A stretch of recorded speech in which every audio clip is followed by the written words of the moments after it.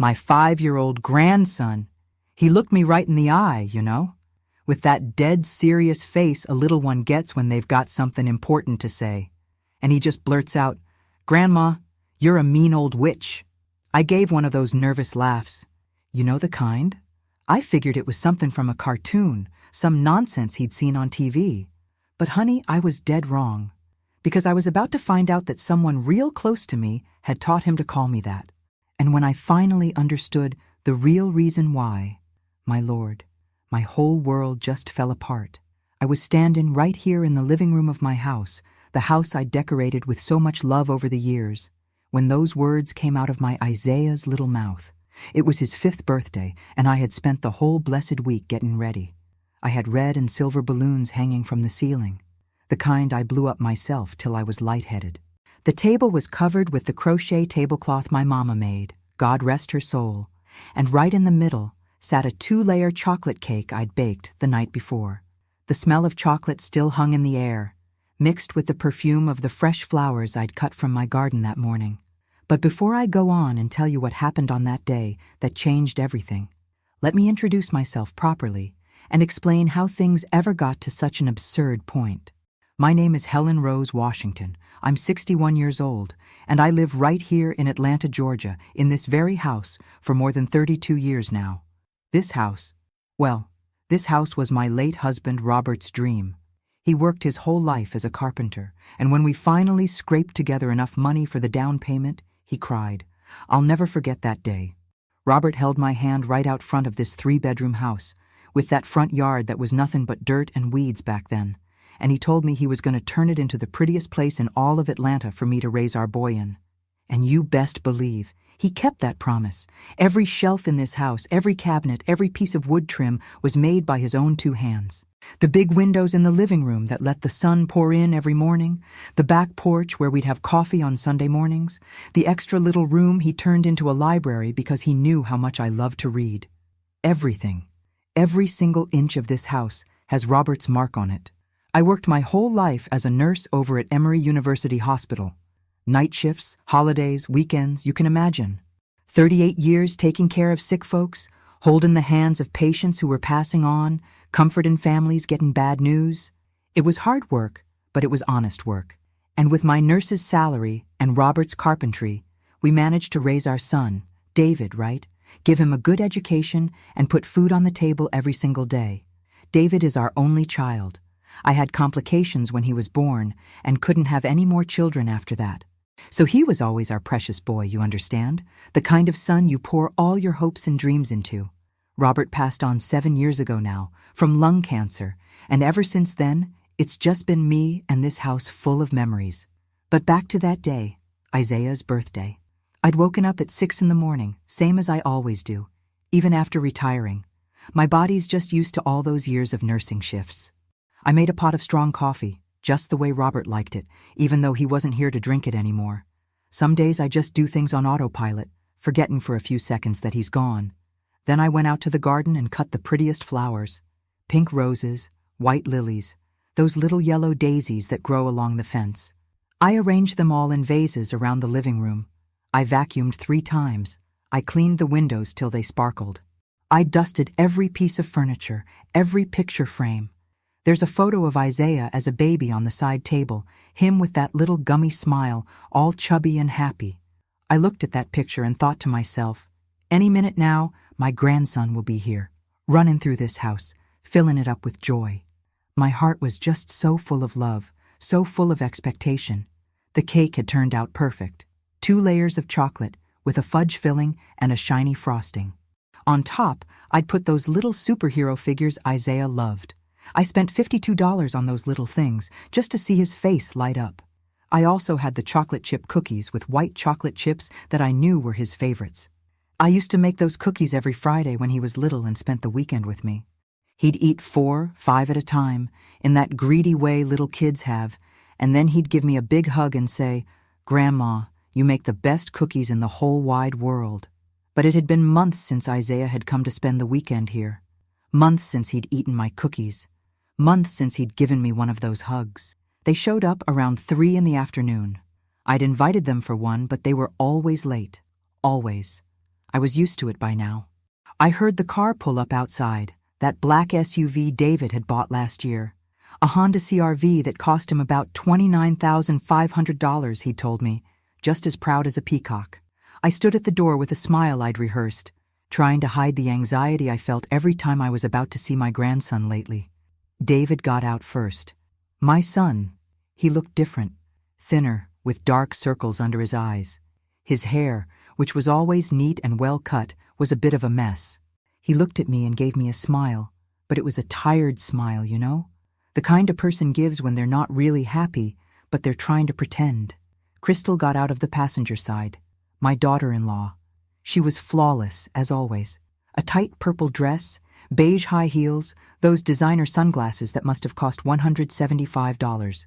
Her hair was straightened, falling perfectly on her shoulders, and she had on that immaculate makeup that looked like it took hours to do. She slid off her glasses slowly and just looked at me. She didn't say hello, didn't say thank you for doing all this. She just looked. And then Isaiah got out of the back seat, my grandson. He was bigger, of course. Kids grow so fast at that age. He was wearing a white polo shirt and dark jeans with shiny new shoes. But his little face was all closed off. He didn't have that sparkle he used to have when he came to visit me. I knelt down with my arms wide open, expecting him to run to me like he used to. But he didn't run. He just stood there next to his mother, holding her hand tight. I stood up slowly, feeling my knee pop a little, and I spoke in a voice I tried to make sound cheerful.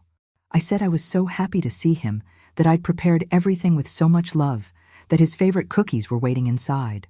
David gave me a quick hug, one of those sideways hugs that feels more like a formal greeting than a son hugging his mother. Crystal gave me one of those little air kisses, you know? The kind that lands somewhere next to your cheek but never actually touches you.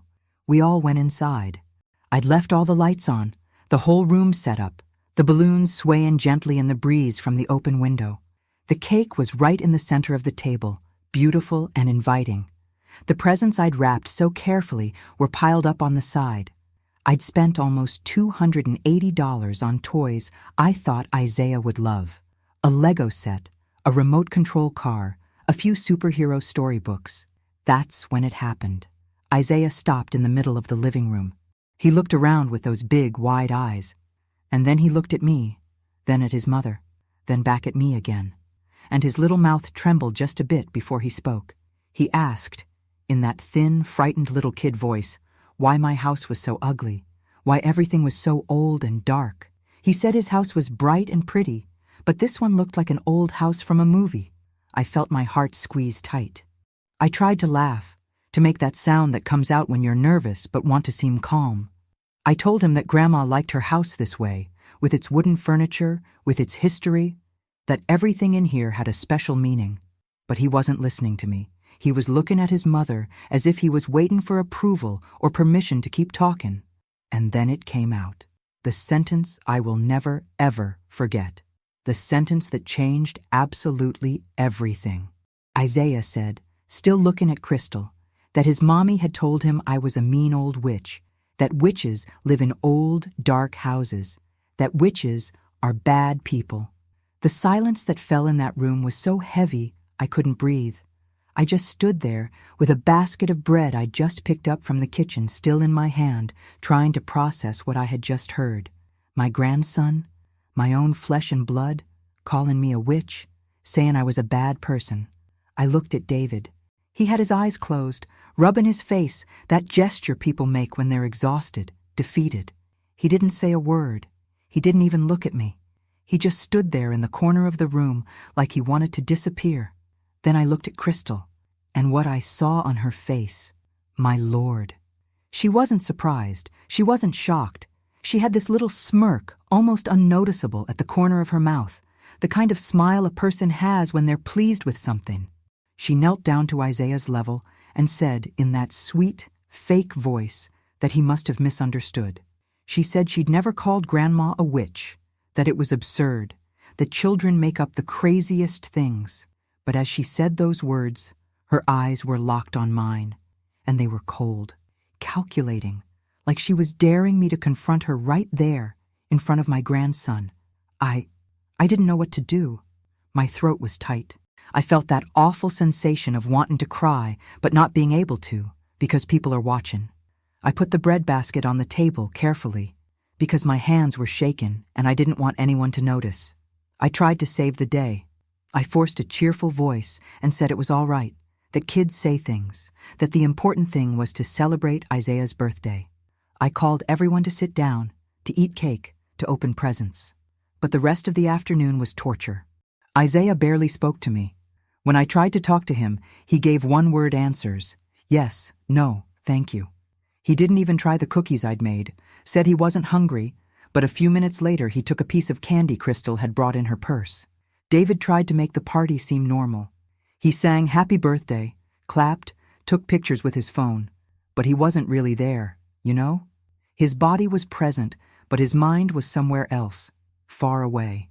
And Crystal sat on the couch, scrolling through her phone most of the time.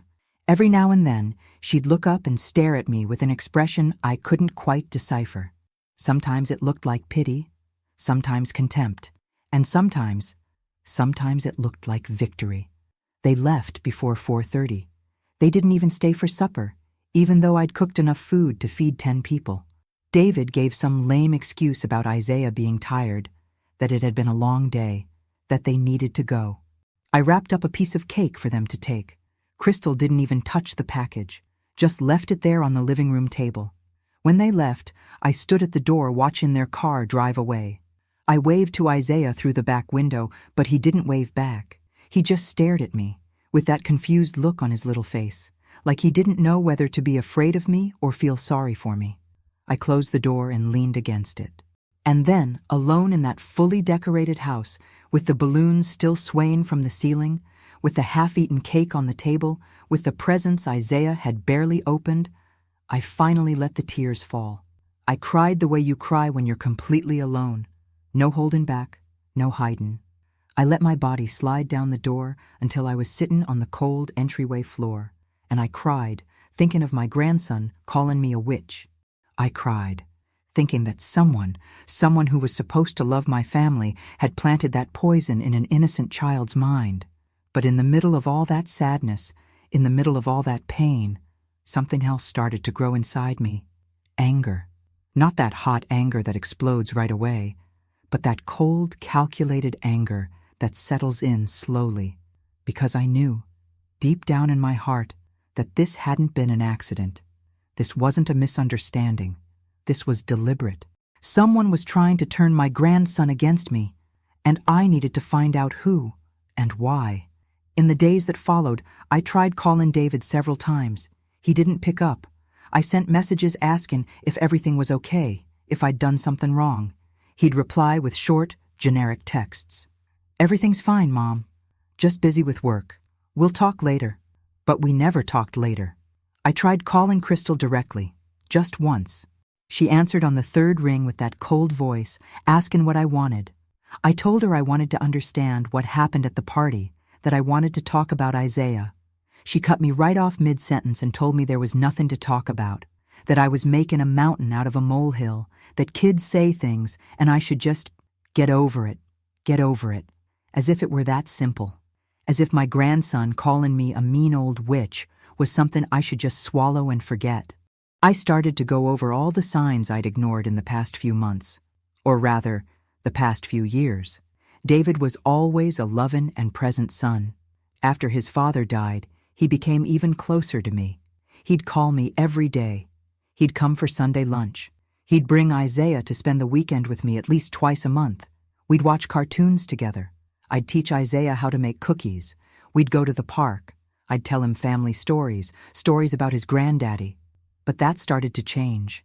Slowly. So slowly that I didn't notice when it began. First, it was the Sunday lunches. David started to cancel. There was always an excuse. Crystal wasn't feeling well. Isaiah had a friend's party. They'd made plans and forgot to tell me. Once here, twice there. Until our family meals just stopped happening. Then it was the phone calls. David stopped calling me every day. It became every other day. Then twice a week. Then only when I called first. And even when we did talk, it felt forced. He'd ask generic questions about my health, about the weather, but he wouldn't really get into a conversation. He wouldn't tell me about his life, his work, how Isaiah was doing in school. And the weekends with Isaiah, those were the most painful to lose. Isaiah had stopped wanting to come. Every time I suggested it, David would say the boy was busy, or tired, or had other plans. One time I insisted. I asked if I could at least stop by to visit, even if it was just for an hour. David was silent for a few seconds before saying he'd check with Crystal and let me know. He never let me know. I thought it was just a phase. I thought David was busy with work, with married life, with being a father. I thought Isaiah was growing up and getting more independent. I thought I was being dramatic, that I was missing Robert too much and projecting that loneliness onto my relationship with my son.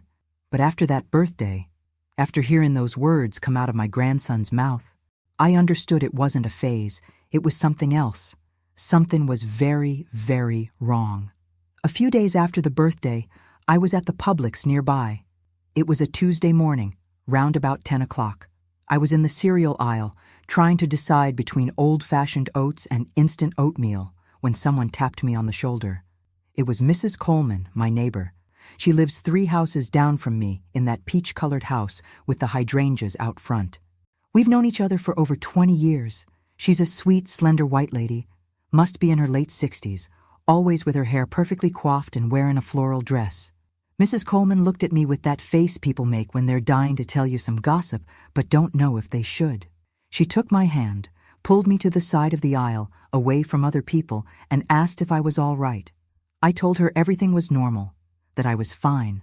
Why?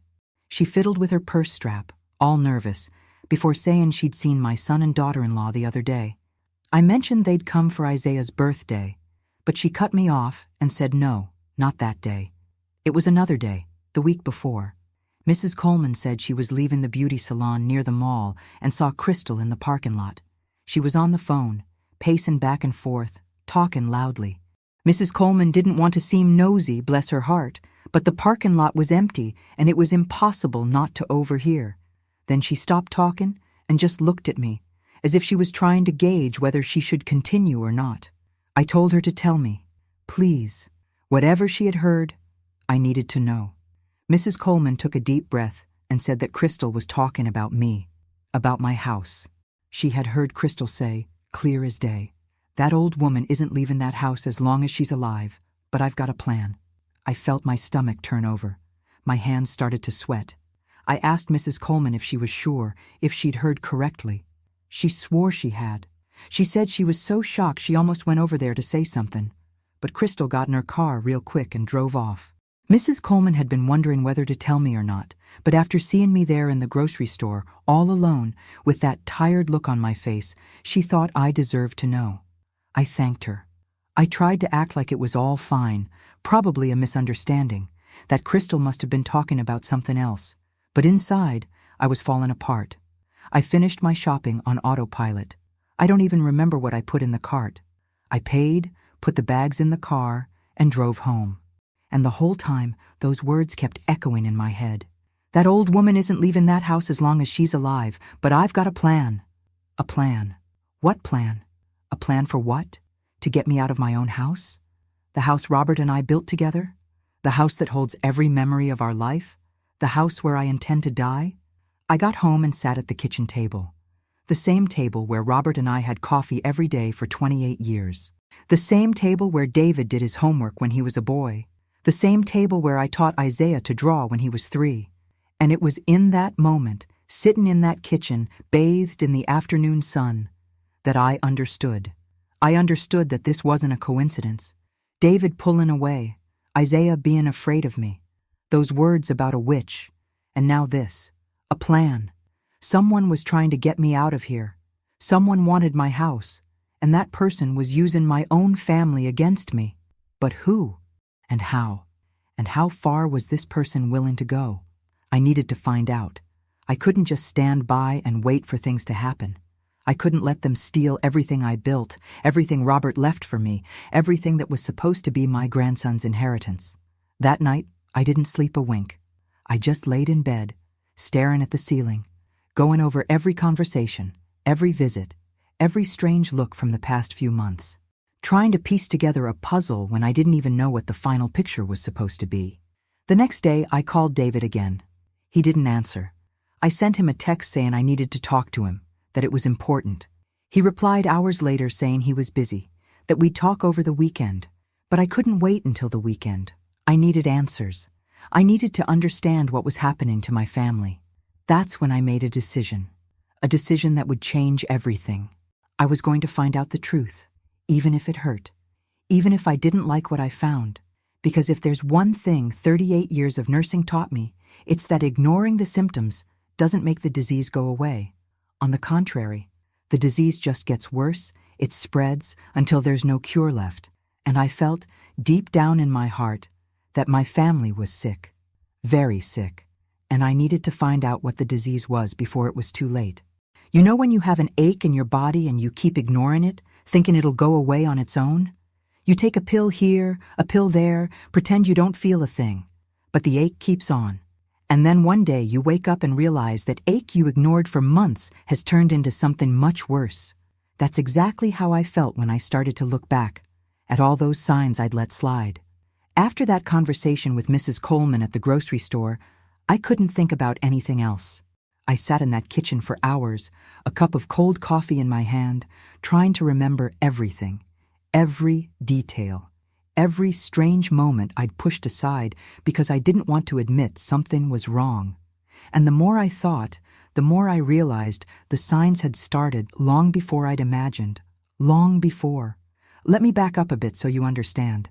David met Crystal 6 years ago. He was 26 at the time, working as a sales manager at a car dealership here in Atlanta.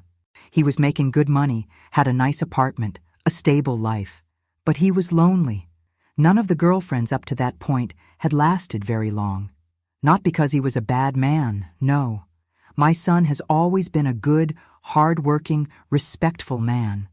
But he was shy, you know? He had a hard time opening up to people, until one day he called me, all excited. He'd met a woman at her job. She had gone to the dealership to look at cars, they started talking, and he asked for her number. David sounded so happy on that phone call that my heart just swelled with joy. It had been so long since I'd seen my son that excited about someone. Their first date was at an Italian restaurant downtown. David called me the next day to tell me all about it. He said she was beautiful, smart, funny, that they talked for hours, that he felt like he'd found someone special.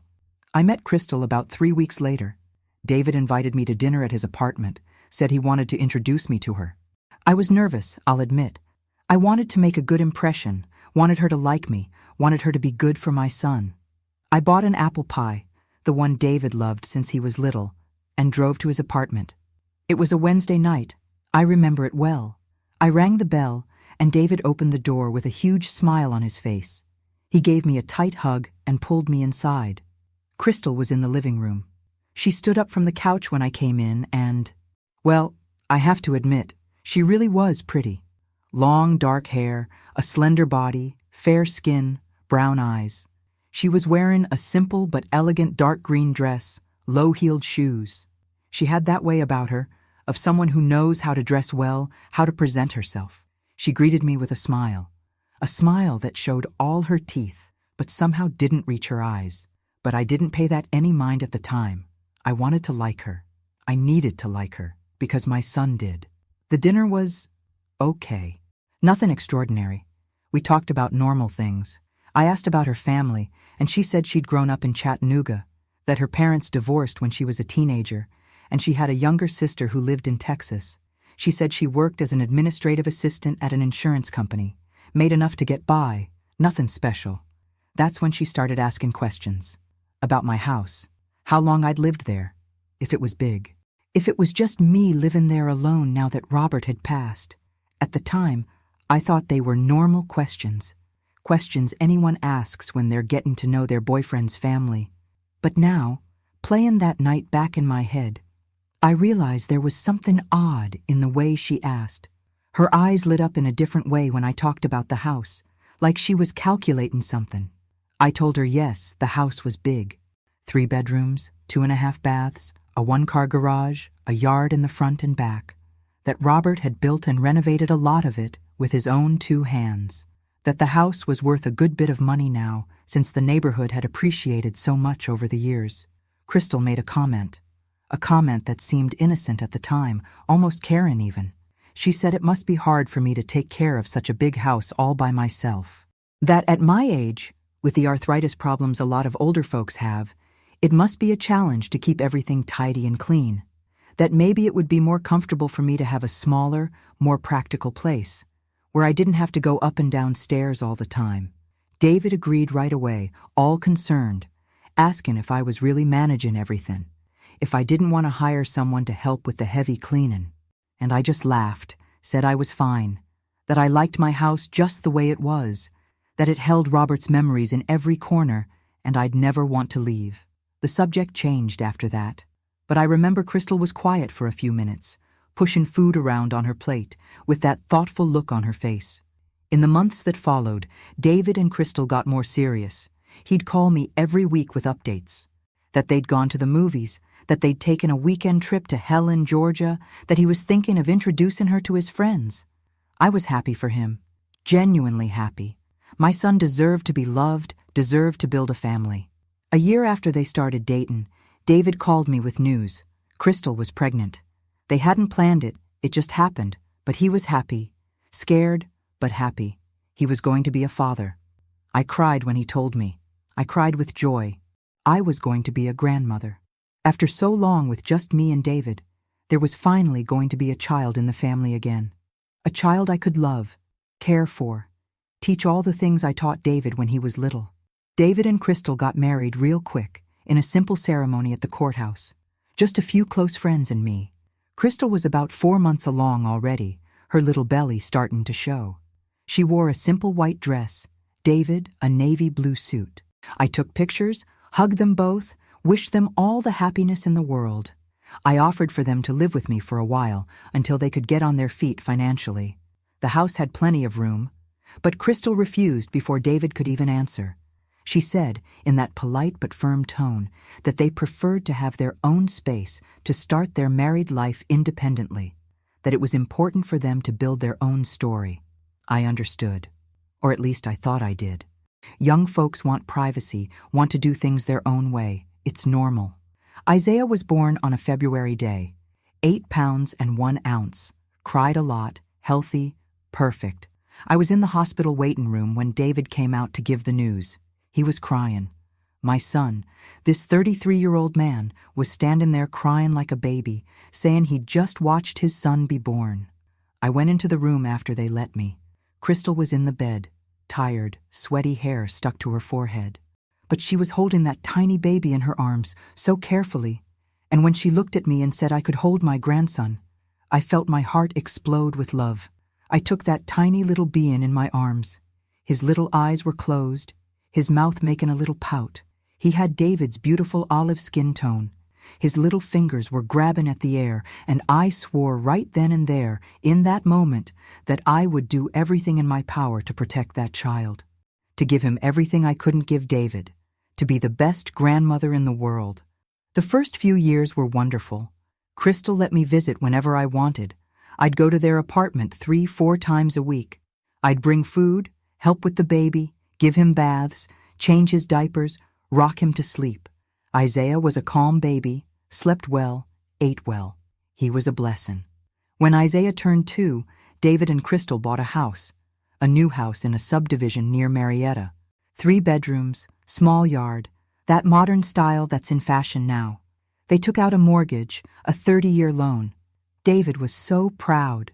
It was his first house, his first big achievement after getting married and becoming a father. I helped where I could. I gave them $4,200 as a housewarming gift. Crystal thanked me, but in a kind of cold way, as if that money was my obligation and not a gift. It was around that time that things started to change. Slowly. So slowly I didn't even notice at first. Crystal started saying that Isaiah was too spoiled, that he spent too much time with his grandmother, that he needed to learn to be more independent. She started saying no when I offered to have him for the weekend. She'd say they had plans, that Isaiah needed to spend more time with his parents. I respected that. I thought she had a point. A child really does need their parents. I was being selfish, wanting my grandson with me all the time. But then the comments about my house started. Subtle comments, disguised as concern. Crystal would say my staircase was dangerous for a small child, that Isaiah could fall and get hurt. She'd say my garden had plants that could be poisonous, that she'd read on the internet about accidents with children. She'd say my house was too old, that it could have mold, that it could be bad for Isaiah's health. David started repeating these concerns. He'd ask if I didn't want to put up a little safety gate on the stairs, if I couldn't pull up certain plants from the garden, if I'd ever checked for mold in the walls. I did everything they asked. I bought the little gate, pulled up some plants, called a specialist to check for mold. There was none. The house was perfectly fine. But even so, Isaiah's visits became rarer and rarer. When he was 3, he still came to sleep over some weekends. We had a routine. Friday night I'd pick him up, we'd stop at Wendy's for nuggets, come home and watch cartoons. Saturday morning we'd make pancakes together. He'd stand on a little stool helping to stir the batter, so proud of himself. Then we'd go to the park. I'd push him on the swing until my arms ached. Saturday night was movie night. I'd let him pick, usually a Disney movie. We'd make popcorn, snuggle up on the couch with a blanket. Sunday morning we'd go to church, and then I'd take him back to his parents' house. Those were the best days of my life after Robert died. Having my little grandson here, filling my house with life again, making noise, laughing, calling me grandma in that sweet little voice. But when Isaiah turned 4, Crystal said he was too old to sleep over, that he was going through a difficult phase, waking up in the middle of the night asking for his parents, that it would be better for him to sleep in his own house. I accepted it, but I offered to at least pick him up during the day, spend the afternoon together, bring him back before bedtime. Crystal agreed, but there always started to be an excuse. Isaiah was tired from school. Isaiah had a play date with a friend. Isaiah wasn't feeling well. Isaiah. Always a reason for him not to come. David's phone calls started to dwindle too. Before, he'd call me every day in the morning before leaving for work. We'd talk for 15, 20 minutes.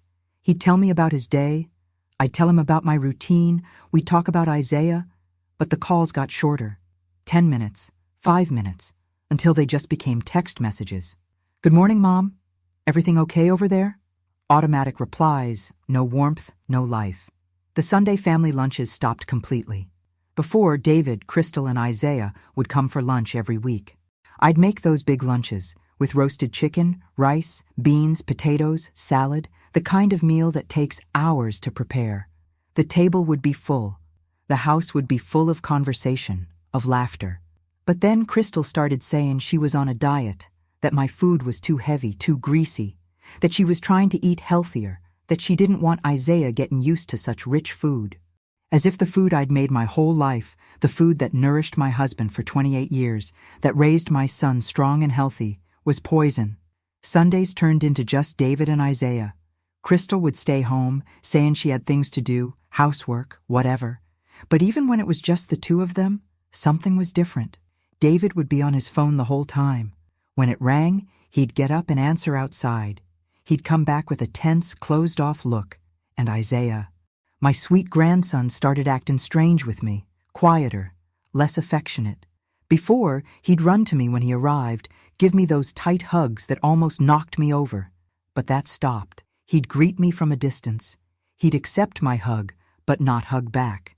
He'd stay close to his father the whole time, as if he were afraid to be alone with me. I'd ask if he wanted to play in the yard. He'd say no. If he wanted to help me make cookies, he'd say he didn't feel like it. If he wanted to draw with me, he'd say he was tired. Always a refusal. Always that distant look, as if I were a stranger. There was one Sunday, Isaiah must have been about 5, that was especially painful. I had bought a present for him. A big Play-Doh set that I knew he'd love because David had told me he liked to make things with his hands. I spent over $35 on a big kit with lots of colors, little molds, tools. I gave him the present with a smile on my face, waiting to see his reaction. But he just looked at the box, didn't open it, and said, "Thank you," in that quiet, emotionless little voice. David tried to cheer him up, told him to open it, that Grandma had bought it with so much love. Isaiah opened it, took a quick look, and asked his dad to put it back in the bag because he wanted to go home. My heart broke in that moment. My grandson, who I loved more than life itself, didn't even want to open a present I'd bought for him. David was embarrassed. He looked at me with those tired eyes and said Isaiah was in a difficult phase, that kids go through these phases, that I shouldn't take it personally. But how could I not take it personally? How could I not feel that something was terribly wrong? They left early that day. I sat in the living room, looking at that still-wrapped box of Play-Doh, and I cried. I cried thinking about how much time I'd spent in the store picking out the perfect gift. I cried remembering how happy Isaiah used to get with anything I gave him. I cried, feeling like I was losing my grandson, and I didn't know why. I tried to talk to David about it a few times. I'd call him, tell him I felt Isaiah was distant, that I wanted to understand what had happened. David always said the same thing, that it was a phase, that kids change, that I was being dramatic, that Isaiah still loved me. He was just growing up and becoming more independent. But I knew it wasn't that. I was a nurse. I spent my life taking care of people. I knew how to read the signs. I knew when something was wrong. There was one time I tried to talk to Crystal directly. That was a mistake. She looked at me with those cold eyes and said that I was the problem, that I smothered Isaiah with too much affection, too much spoiling, that I didn't respect their space as a family, that a child needed to learn to form strong bonds with their parents first, not their grandparents. I was speechless. I didn't know what to say. She said it all in a calm, even polite tone, but every word was like a stab, as if being present in my grandson's life, wanting to love him, was a flaw, a problem. After that conversation, I decided to back off. I thought maybe she was right. Maybe I was overreacting. Maybe I needed to give them space to create their own family rhythm. I stopped calling so much. I stopped offering to pick up Isaiah. I stopped insisting on Sunday lunches. I waited for them to come to me. I waited for them to call. I waited for my son to miss me and want to see me. But you know what happened? Nothing. Absolutely nothing. The days turned into weeks. The weeks turned into months. And the silence just grew. David would call me every now and then. Quick, superficial conversations. He'd send pictures of Isaiah on his phone in that automatic way, like he was fulfilling an obligation. I was watching my grandson grow up through pictures on a screen, pictures of him on his first day of school, pictures from a birthday party I wasn't even invited to, pictures of him at a park I didn't even know. I was becoming a stranger in my own family's life. And then came that 5th birthday, the day my whole world fell apart, the day Isaiah called me a mean old witch, the day everything finally became clear. After that day, after that conversation with Mrs. Coleman at the grocery store, I couldn't fool myself anymore. I couldn't make any more excuses. I couldn't believe it was all a coincidence, or a phase, or me overreacting. I spent about 3 days just thinking, replaying every moment, every conversation, every strange look, trying to connect the dots, trying to see the whole picture. That's when I made a decision. A decision that seemed extreme at the time, even paranoid. But I had no choice. I needed answers. I called Denise, my best friend. We've known each other for over 37 years. We worked together at the hospital, raised our kids together, been through everything together. If there's anyone in this world I trust with my eyes closed, it's Denise. I told her everything, from the beginning. From Crystal's strange comments about my house, to David pulling away, to Isaiah calling me a witch, and the words Mrs. Coleman had heard about a plan. Denise listened quietly. When I finished, she was silent for a few seconds. Then she said something I'll never forget. She said, "Helen, honey, you need to investigate this, for real, because if what you're thinking is true, if they really are plotting something against you, you need to protect yourself." I asked how. How was I supposed to investigate?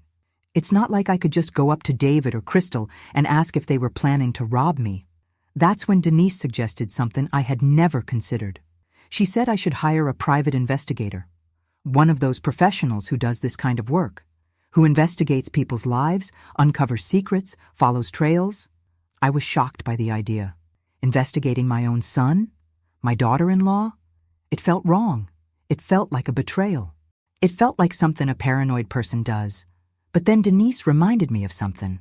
She said, "If you're wrong, if there's nothing going on, the investigator won't find anything. And then you can sleep peacefully knowing it was all in your head. But if you're right, if there really is something terrible being planned, you'll want to find out before it's too late." She was right. I needed to know. I needed concrete proof, not just suspicions and a bad feeling. Denise gave me the contact for an investigator who had helped her sister with a complicated divorce case. A man named Michael Torres. She said he was discreet, professional, and efficient. It took me 2 days to work up the courage to call. 2 days with that piece of paper with Michael's number in my purse, taking it out and putting it back in, taking it out and putting it back in, unable to decide if I was really going to do it. Until one Thursday morning, sitting in my kitchen, I dialed the number. A man answered with a professional, formal voice. He said his name, asked how he could help. I told him a shortened version of the story.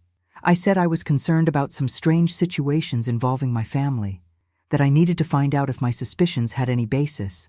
Michael Torres asked me several questions. Full names, addresses, places of work, David and Crystal's routine. He asked what kind of information I was specifically looking for. I said I wanted to know if there was any plan involving my house, if there were conversations about me or my assets, if there was something financial going on that I didn't know about, anything that could explain why my son was distant and my grandson was afraid of me. Michael was straightforward. He said his work cost $135 an hour, plus expenses. That a case like mine would probably take at least 35 hours of investigation, maybe more. We were talking about $5,000, $6,000, at a minimum. It was a lot of money, a whole lot. But what was my house worth? What was my relationship with my son and grandson worth? They were worth much more than any amount of money. I hired Michael Torres that same day. I gave him all the information he asked for. I signed the papers. I transferred the first $2,700 as a deposit. And then the wait began. The most agonizing wait of my life, because I didn't know what he was going to find. I didn't know if he would confirm my worst fears or prove I was going crazy. 2 weeks went by. Michael would call me every 3 or 4 days to give small updates, that he was following David and Crystal, that he was checking financial records, that he was talking to people. But he never went into details over the phone.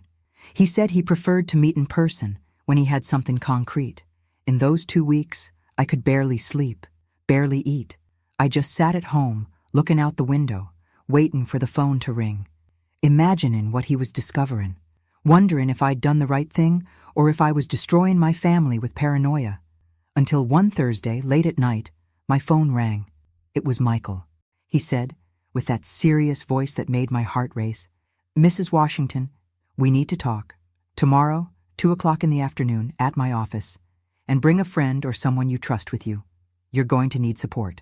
I hung up the phone with a shaken hand. I looked at the clock. It was 10:45 at night. There were still more than 15 hours until the meeting. 15 hours to find out what Michael had found. 15 hours that felt like an eternity. I called Denise. I told her the investigator had scheduled a meeting, that he'd spoken in that serious tone, that I was terrified. She told me to take a deep breath, that she'd spend the night with me if I wanted, that we would face this together. Denise arrived half an hour later. She brought a bottle of wine and a pie she had baked that afternoon. We sat in the living room and talked late into the night. She tried to distract me, to make me laugh, to calm me down, but I was too tense.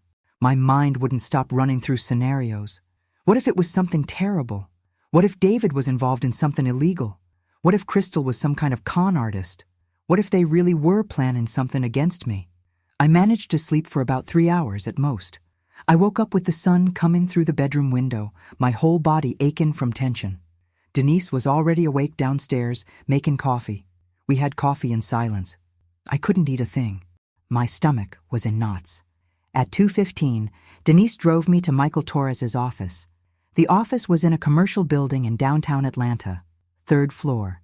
A simple little room with a desk, a few chairs, a metal file cabinet.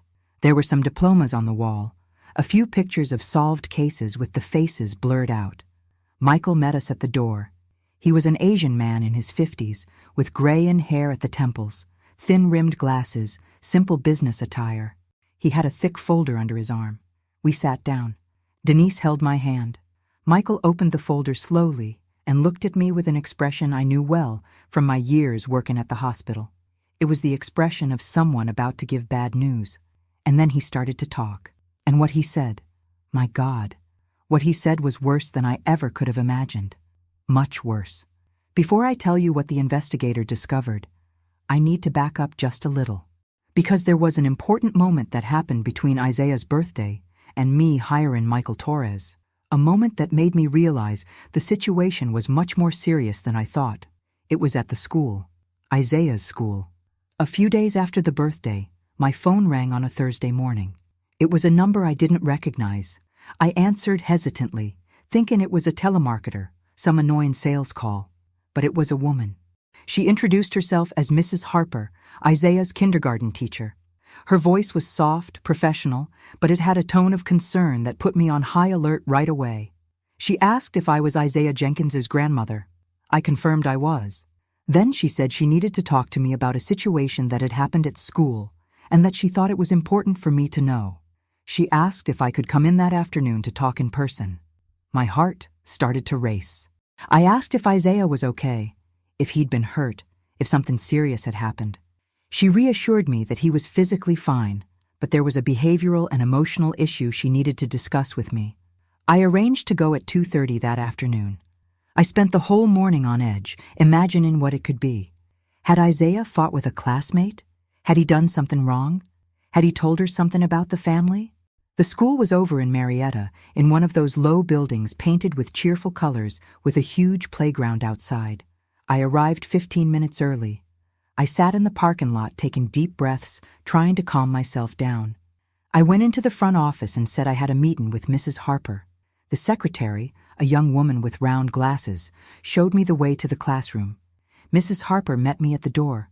She was a white woman in her early 40s, with blonde hair and a ponytail, wearing casual but professional clothes. She had that Karen way that good teachers have, but her face was serious. We sat in those tiny little kid chairs because a kindergarten classroom only has small furniture. I felt a bit ridiculous there, a 61-year-old woman sitting in a little pink plastic chair. Mrs. Harper began by explaining that they had done an activity the week before, an activity about family. Each child had to draw their house and the important people in their lives. It was a normal activity, one they did every year to better understand each student's family dynamic. Most of the children had drawn normal things: a house with a triangle roof, square windows, a smiling family out front, the typical drawings of a small child. But Isaiah's drawing had been different, very different, and it had worried her enough to want to talk to me. Mrs. Harper took a folder from her desk and pulled out a sheet of paper. She handed it to me. I took the paper and my heart clenched so tight it physically hurt. It hurt in my chest, the way you feel when you get bad news, when you see something you never wanted to see. The drawing was dark. The house Isaiah had drawn was black, all black. It had no windows, no visible door. It was just a big, black, menacing shape. Next to the house, he had drawn a figure of a woman with a pointy hat, a witch. The witch was holding something that looked like a broom, and on the other side of the paper was another smaller figure. It was Isaiah himself. I knew it was him because he'd written me in that shaky handwriting of a child learning to write. And he was crying. He had drawn tears falling from his little face. I held that paper with both hands and felt my eyes burn.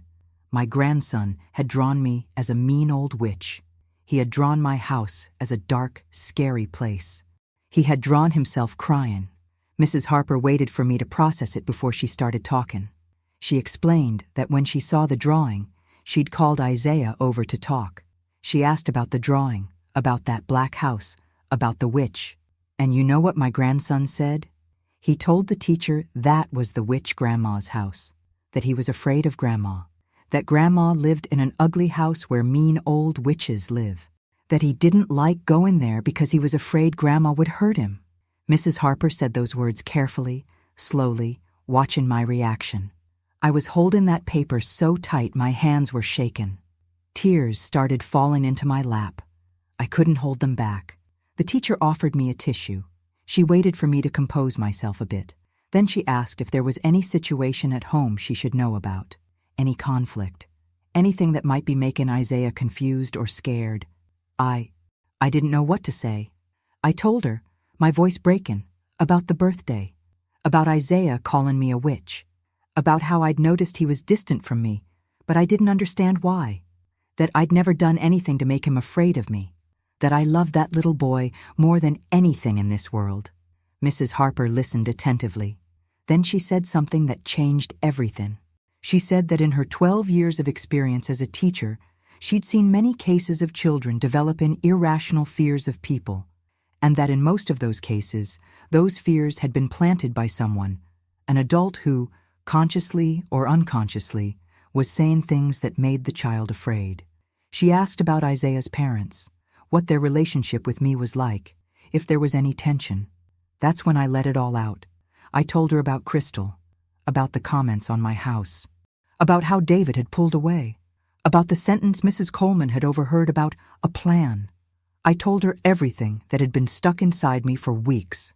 Mrs. Harper was quiet for a moment after I finished. Then she said she couldn't make judgments about the family situation, but as a teacher, she had a duty to be concerned about Isaiah's emotional well-being. And a 5-year-old child developing a fear of his own grandmother, drawing her as a mean old witch, was a sign that something was wrong.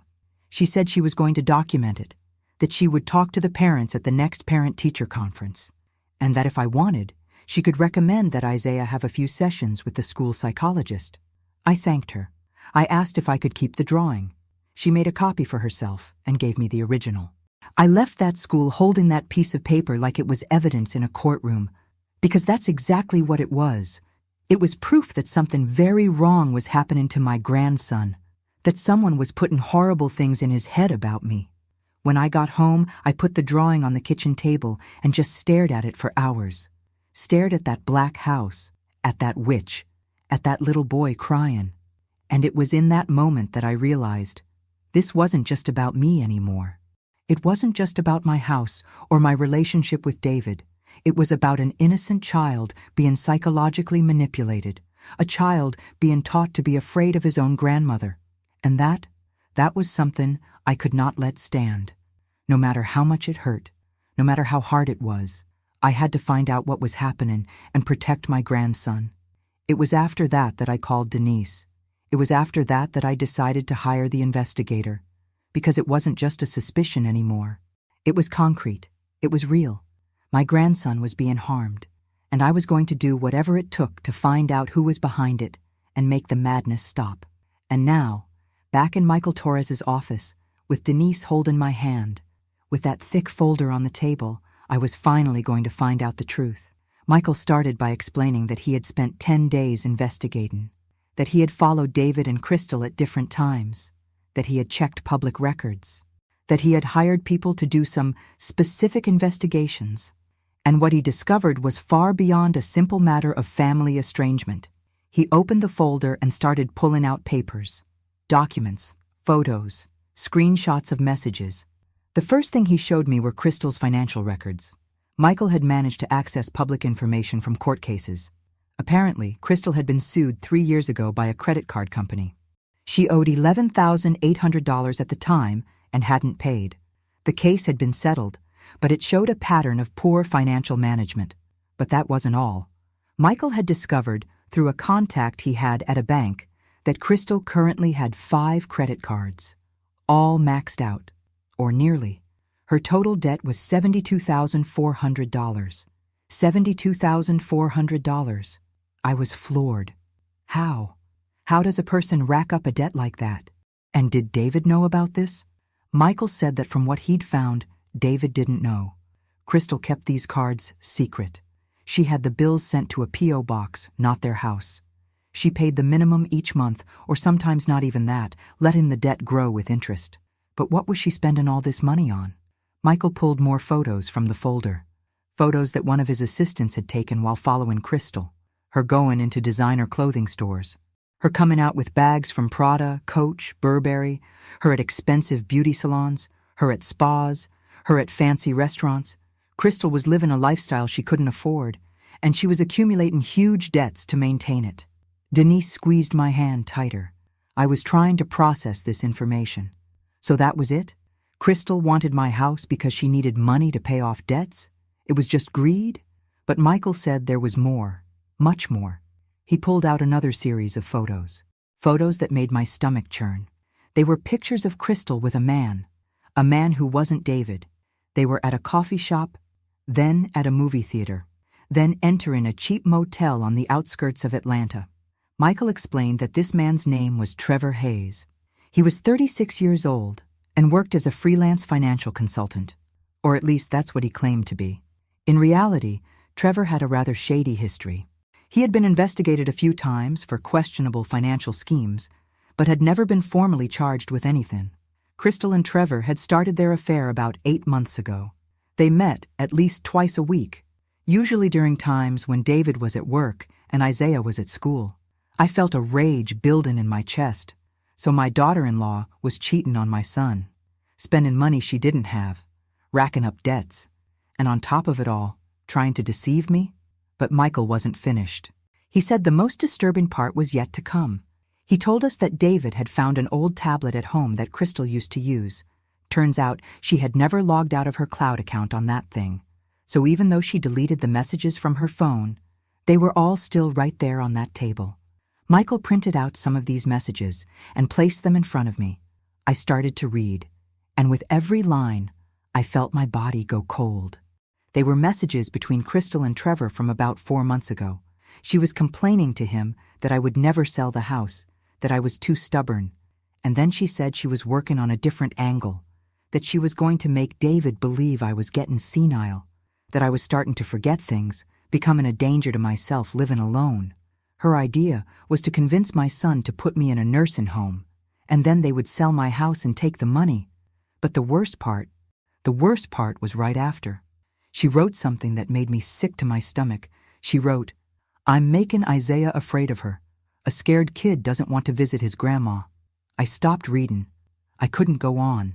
My hands were shaking so badly that the paper fell to the floor. Denise picked up the paper and finished reading. I saw her tense up, her jaw clench. Then she looked at me with eyes full of a mixture of anger and sadness. Michael let us process that for a moment. Then he said there was more recent messages from 2 weeks ago. In these messages, Crystal was bragging to Trevor, telling him about the birthday party, when Isaiah called me a witch to my face. And you know what she said? She said, "You should have seen her face," as if it were funny. As if destroying the relationship between a grandmother and her grandson was some kind of joke. There was more. She talked about David, about how he didn't notice anything, how he was so full of guilt and confusion that he believed any lie she told him. She even lied and said I had called her in the middle of the night, confused, not knowing what time it was, something I never did. But David believed it. And there was the conversation about power of attorney, about how she was going to plant more seeds in the coming weeks, make my son really believe I was losing my mind, and then suggest power of attorney as a way to protect me. She called my son a fool, said he was naive enough to go along with it. But the worst part, the absolute worst part, was when Trevor asked about the divorce, if she was really going to divorce David after she got the money. And she replied without hesitation. She said David was useless anyway, that he was weak, didn't make enough money, was boring, and that as soon as she got her share of the $385,000, she was going to file for divorce and disappear with Trevor. I couldn't breathe right. It felt like I'd been punched in the gut. This woman I had welcomed into my family, was planning to destroy everything, to destroy my son, to manipulate my grandson, to rob me, and she thought she was going to get away with it. Michael still had more documents. He showed me a draft of an email Crystal had written, but never sent, to a lawyer. In the email, she was asking about the legal process for obtaining power of attorney over an elderly person with early dementia. She asked how long it took, if a medical report was necessary, if the person needed to be aware of the process. It was all premeditated, all calculated. She was researching, planning every step. But there was one thing that destroyed me even more than all the rest. Michael showed more screenshots of messages. These were conversations between Crystal and her friend, a woman named Tiffany. In the conversation, Crystal was telling her how she was making Isaiah afraid of me, and she described everything, in detail. She showed Isaiah videos, YouTube videos of horror stories about witches, those animated videos made to scare children, with witches with scary faces, long noses, warts, the whole stereotype. The witch in the video would grab disobedient little kids and put them in a cage. Isaiah would watch this with wide eyes, look intense, biting his bottom lip the way a kid does when they're nervous. She told stories of witches who lived alone in old houses, stories of witches who would snatch up little kids who came to visit. She told these stories as if they were real, and she always finished by saying, "Just like Grandma's house, isn't it?" She rewarded Isaiah. Every time he refused my affection, every time he didn't want to come to my house, every time he said something mean about me, Crystal would give him a present, a new toy, a special treat, exaggerated praise. She was conditioning my grandson as if he were a lab rat. And the sickest thing, she showed pictures she herself had taken of my house when she used to visit in the early years. Pictures of dark corners, pictures of the basement, pictures of the wooden staircase. And she edited these pictures. She put dark filters on them, enhanced the shadows, made them look scary. And she showed them to Isaiah saying, "Look how ugly this house is. Look how dark it is. Aren't you scared?" That woman was messing with a child's mind, with my grandson's mind, manipulating his feelings, planting fears, planting nightmares in his head, all for money, for greed. I started to cry. Not that quiet, restrained cry, but that deep sob that comes from a very dark place. Denise hugged me. I leaned on her and cried, thinking of my little grandson, thinking of the trauma he was suffering, thinking of how he saw his grandmother, the grandmother who loved him more than anything, as a monster. Michael waited for me to calm down, offered me water, waited a bit longer. Then he said he had one last thing to show me. He placed a document on the table. It was a report from a detective he had hired to investigate Crystal's past more deeply. And what was in there? It explained a lot. Crystal had done this before, in another place, with another family. 7 years ago, before she met David, Crystal had dated a man in Chattanooga, an older man, a widower, who owned his own home. His name was Richard Morrison. Crystal dated him for almost 2 years. She even lived with him for a while. And she had done the exact same thing. She started convincing him he was getting confused, that he needed help managing his money, that it would be better to sell the house and move to a smaller place. Richard had almost signed a power of attorney given her financial control. But his daughter, who lived in another state, got suspicious. She hired an investigator, ironically, the same one who had passed the case to Michael, and they discovered that Crystal was taking money from Richard's account without him knowing. Small amounts at first, $50 here, $100 there, then larger amounts. When the daughter confronted Crystal with the proof, she disappeared, just packed her bags and left. Richard never pressed charges. He was too old, too tired, too ashamed.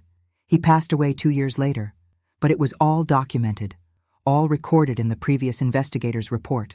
Crystal was a con artist, a predator. She looked for vulnerable people, lonely men, older folks, and entered their lives, gained their trust, and then started to manipulate, steal, destroy. And now she had chosen my family as her next victim. When Michael finished showing me everything, I was mentally, physically, and spiritually exhausted.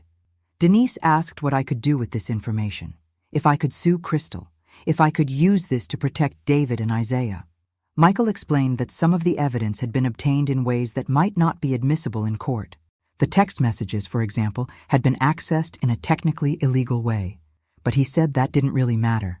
What mattered was that I now knew the truth, and I could use that truth to protect myself and my family.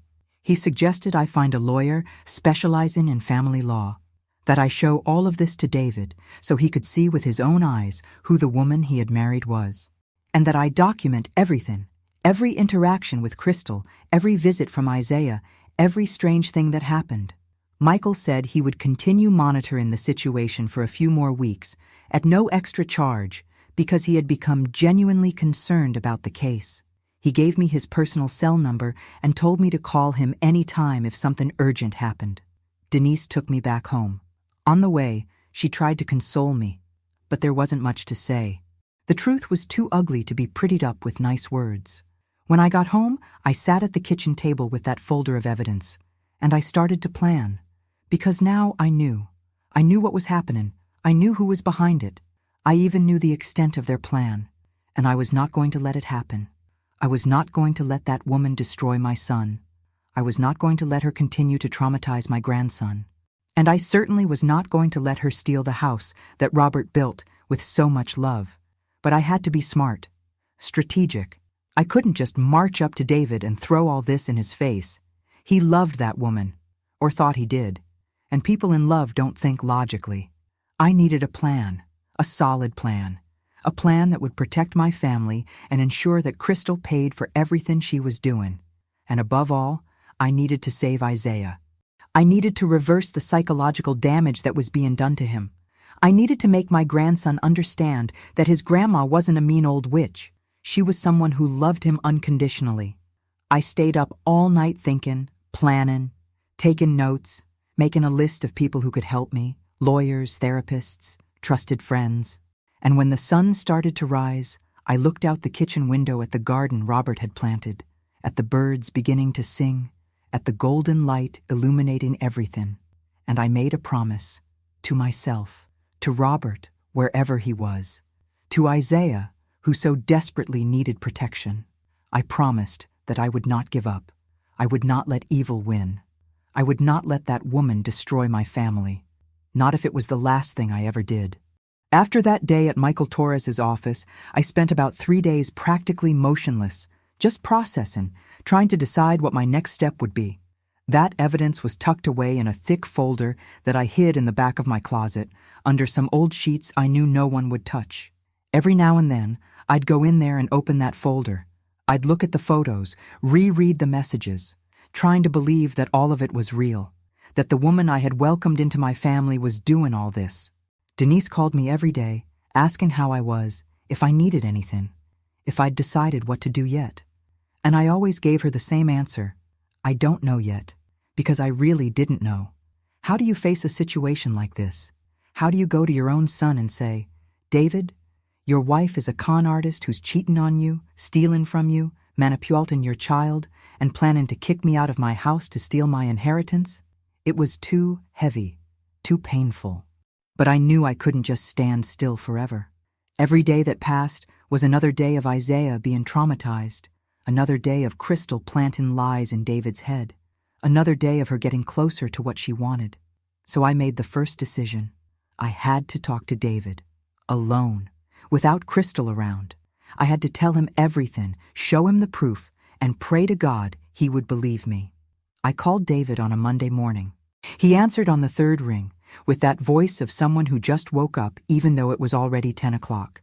He worked as a sales manager, had a more flexible schedule, sometimes started later. I asked him to come have lunch with me that day, just the two of us. I told him I needed to talk about something important. He hesitated. He asked if everything was okay, if I was sick, if something had happened. I told him it wasn't about my health, but that I really needed to talk to him. He said he'd see if he could work something out and call me back. He hung up. An hour later, he sent a text confirming he'd be there at 3 in the afternoon. I spent the morning cooking. I made all of David's childhood favorites: fried chicken with my mama's recipe, creamy mac and cheese, collard greens sautéed with bacon, warm cornbread.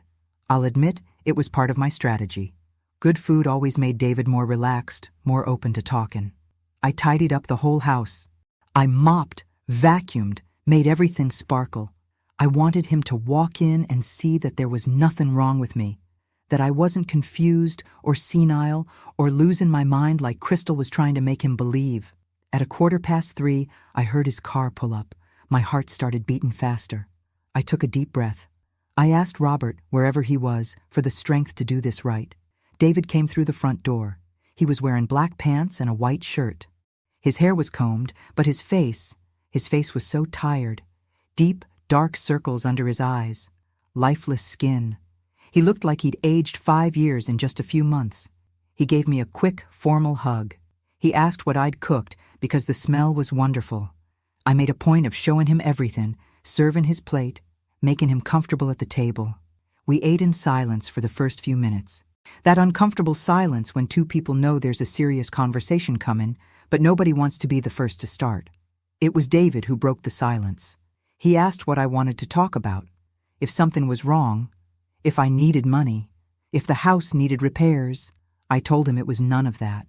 That it was actually about him, about his family, about things I had discovered that he needed to know. I saw him tense up right away. His fork stopped halfway between his plate and his mouth. He looked at me with those tired eyes and asked what I had discovered. I took a deep breath, and I started to tell him. I told him about Isaiah's birthday, about the word witch, about my conversation with the teacher and the drawing, about my conversation with Mrs. Coleman at the grocery store, about how I realized something was very, very wrong and decided to investigate. David started to get agitated. He said I was exaggerating, that kids say those things, that I was reading too much into it. I asked him to just let me finish, just to hear everything before jumping to conclusions. I continued. I told him about hiring the investigator. I saw his face change when I said that. I saw the shock, the offense. He started to say I had no right to investigate his life, that it was an invasion of privacy. But I didn't stop. I went to the closet and brought out the folder. That thick folder with all the proof. I put it on the table in front of him, and then I said, "David, my son, before you yell at me, before you accuse me of being paranoid, I need you to look at what's in here. Please." He looked at the folder as if it were a bomb about to go off. He hesitated for a few seconds. Then he opened it slowly. The first thing I had put on top were the statements from Crystal's credit cards, the ones showing the $72,400 in debt. David picked up the paper. He started to read. I watched his face change as his eyes scanned the information. First confusion, then disbelief, then something that looked like pain. He asked me how I got it. I told him the investigator had ways of accessing public information, but that it didn't matter how. What mattered was that it was real, that his wife had a massive debt he knew nothing about. David ran a hand over his face. He was quiet for a full minute. Then he said something that broke my heart. I knew something was wrong. I knew it, but I didn't want to believe it. I asked him what he knew, and that's when he started to open up. David told me that over the past few months, he had noticed strange things. Bills arriving for products he hadn't bought, Crystal saying they were gifts for friends or things for Isaiah, her asking for money, always with a different excuse. The car needed repairs. Isaiah needed new school supplies. She had to pay a bill she forgot about. He always gave her the money. $850 here, $650 there, $450 another time. He worked hard, earned a good salary. He thought it was his duty to provide for his family, to give his wife and son a comfortable life. But even with a good salary, his bank account never grew. It was always at zero. And he didn't understand why. He didn't spend on frivolous things. He didn't buy anything for himself. All the money went to the house, to the family. Crystal had access to their joint account, and David had noticed that whenever he checked, there were withdrawals he didn't remember making. When he asked Crystal, she always had an explanation. She paid the cleaning lady. She went grocery shopping. She paid some bill. But the explanations never quite added up when he pieced it all together. The numbers didn't match. The things she claimed to have bought never appeared in the house. David confessed that he'd even started to think she might be having an affair. But every time he started to suspect something, she would do something to distract him. Plan a romantic dinner, a weekend trip. She'd say she was stressed with work and that he was being paranoid. And David believed her, because he loved her, because he didn't want to believe that the mother of his child, the woman he had built a life with, could be lying to him. I let him talk. I let him vent everything that was bottled up. And when he finished, I asked him to keep looking at the folder, because there was more. He turned the page, and he found the pictures of Crystal with Trevor. David's face. I will never forget the look on his face in that moment. It was as if something inside him had just shattered. That last line of defense, that last shred of hope that everything had an innocent explanation, just vanished. He held those pictures with shaken hands. He looked at each one. Crystal and Trevor at the coffee shop, at the movies, going into that cheap motel. A tear fell down David's face. It trickled slowly down his cheek and dripped onto his lap. He didn't make a sound. He just sat there, holding those pictures, crying in silence. I got up and went to him. I put my hand on his shoulder, and he fell apart. My 33-year-old son fell apart like a child. He rested his head on the table and sobbed. He cried the way a man cries when he finally lets it all out, with deep sobs that come from the bottom of the soul. I hugged him. I held my son while he cried, and I cried with him. I cried for his pain, for his ruined marriage, for the illusion that had been broken. We stayed like that for about 10 minutes, until he managed to compose himself a little. He pulled away, wiped his face with his hands, and took a few deep breaths. I asked if he wanted to stop, if he wanted to see the rest another day, but he said no, that he'd started and he needed to see it all. So I showed him the messages, the conversations between Crystal and Trevor. David read every single one. He read about the plan to declare me senile, about getting power of attorney, about selling my house, about taking the money and divorcing him. And then he read the part about Isaiah, about how she was deliberately frightening the boy, making him afraid of me, using my grandson as a tool in her manipulation. That's when I saw the sadness on David's face turn into something else. It turned into anger, that cold, controlled anger that's much more dangerous than the explosive kind. David closed the folder slowly. He placed his hands on top of it and stared at the table for a long moment. When he finally spoke, his voice was hoarse but firm. He said, "Mom, I'm sorry. I'm so sorry for letting this happen, for ignoring the signs, for letting her do this to you, to me, to Isaiah." I told him it wasn't his fault, that he'd been deceived, that people like Crystal are experts at manipulation. That's what they do. David continued. He said he should have paid more attention, should have asked more questions, that he was weak, but that now he knew the truth, and he wasn't going to let it continue. I asked him what he planned to do, and he looked at me with a determination I knew well. It was the same determination Robert had when he set his mind to something, the same determination David inherited from his father. He said he was going to file for divorce. He was going to seek full custody of Isaiah.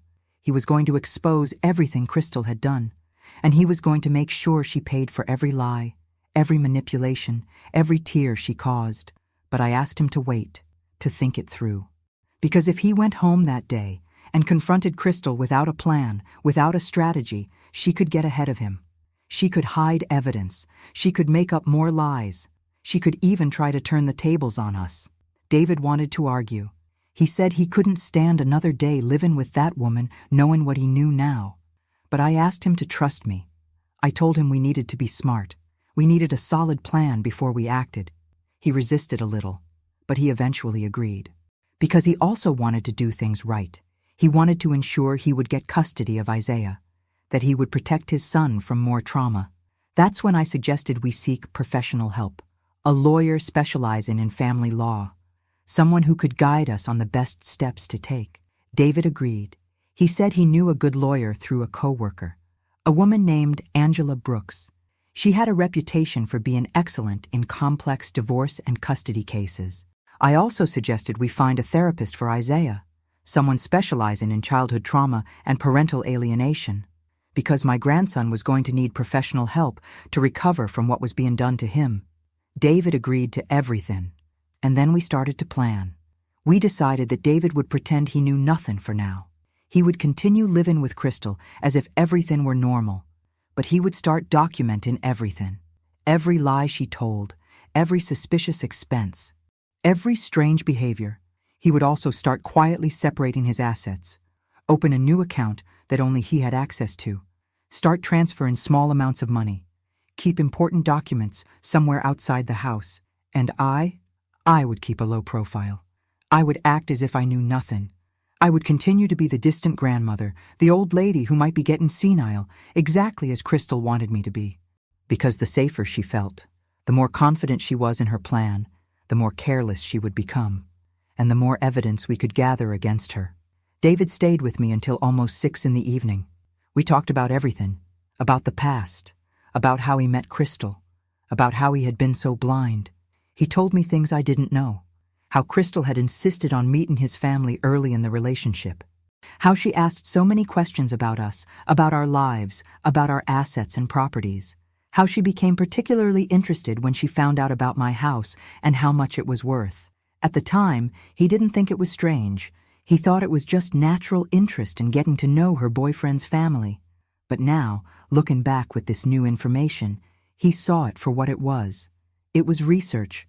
She was sizing us up, seeing if we were worth investing her time and energy in. David also confessed something that upset me even more. He said Crystal had been talking about me for months, subtle comments, that I seemed more forgetful, that I repeated the same story twice during a visit, that I mixed up dates, little things that on their own meant nothing, but together painted a picture of me losing my mind. And the worst part, she had suggested to him that it would be better for Isaiah not to spend so much time with me, because children could get confused if they spent too much time with elderly people who were starting to have mental problems, that it could be detrimental to the boy's emotional development. David believed her. He reduced the visits. He started treating our time together as an obligation, not a family moment. Always watching, always worried I would say or do something strange. Hearing that hurt. It hurt to know that my own son had started to see me as a problem, as someone difficult, all because of that woman's manipulations. But at least now he knew the truth, and we were in this together. When David finally left, it was already getting dark. He gave me a tight hug before he left. He apologized about 10 times. He promised he would fix everything, that he would protect Isaiah, that he wouldn't let Crystal win. I closed the door after watching his car disappear around the corner, and I stood there in the entryway, my hand still on the doorknob, taking a deep breath. It had been an exhausting day, emotionally devastating, but necessary, because now I wasn't alone in this anymore. I had my son on my side, and together we were going to do what needed to be done. We just had to be patient, strategic, careful, and wait for the right moment to act.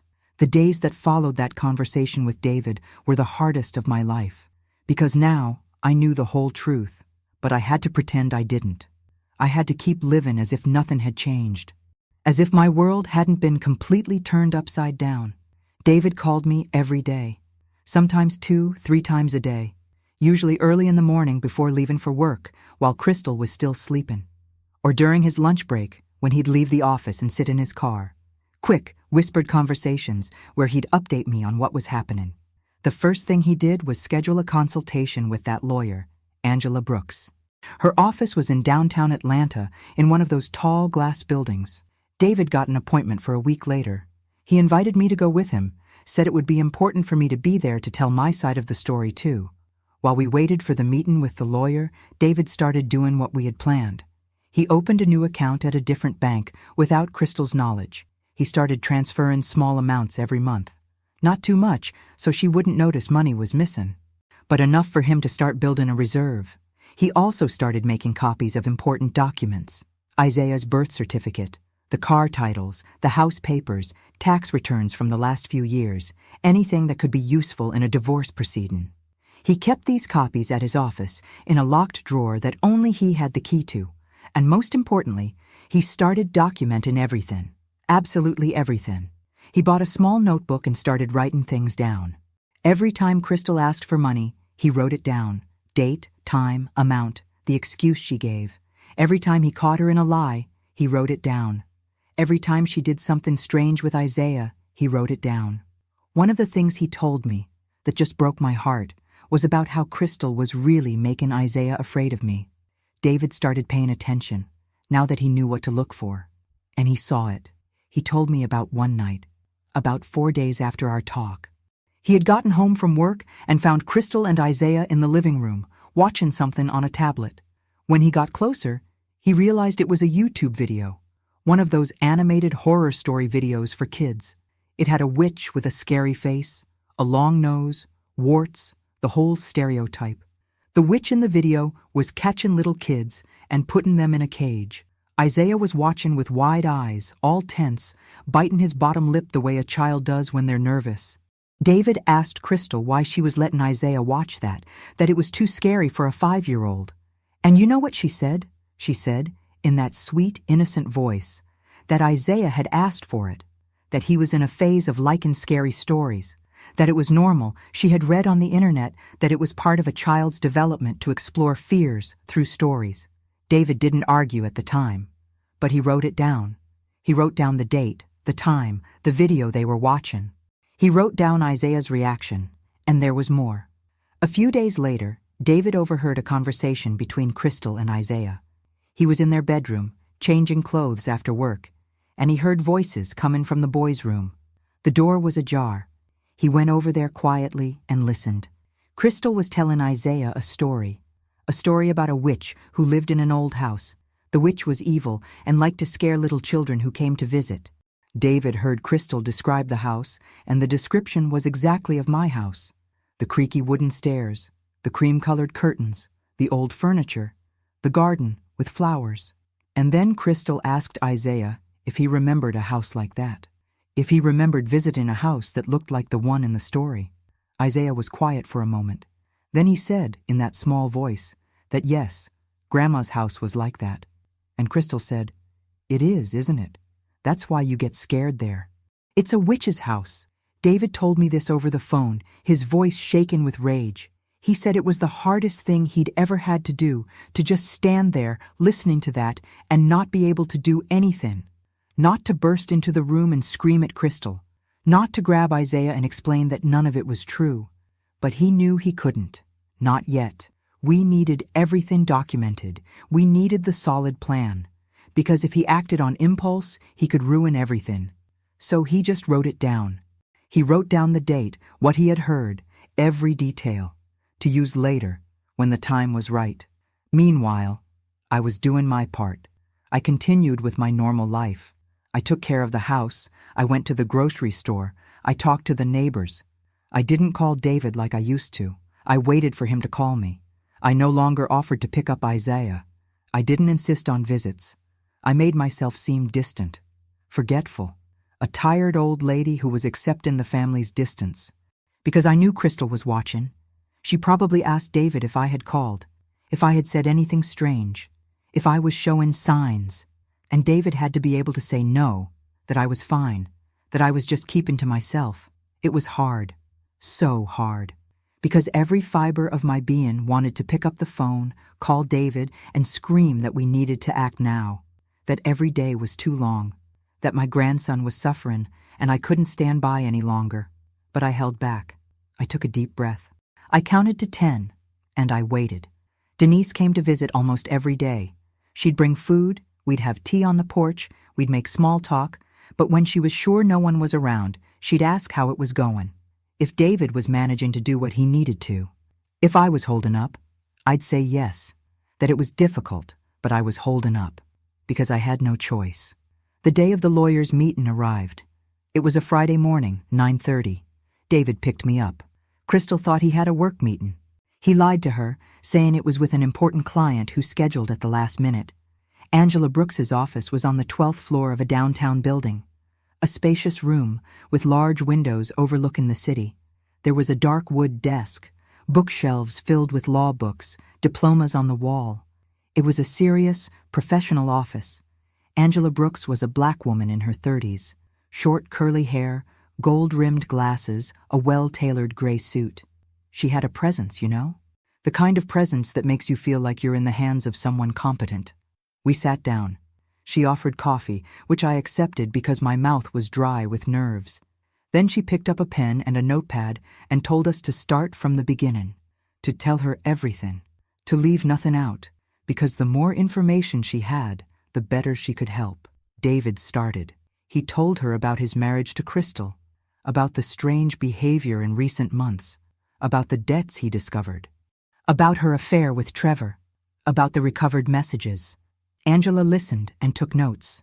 She asked specific questions, asked for clarifications, but for the most part, she listened. When David finished, it was my turn.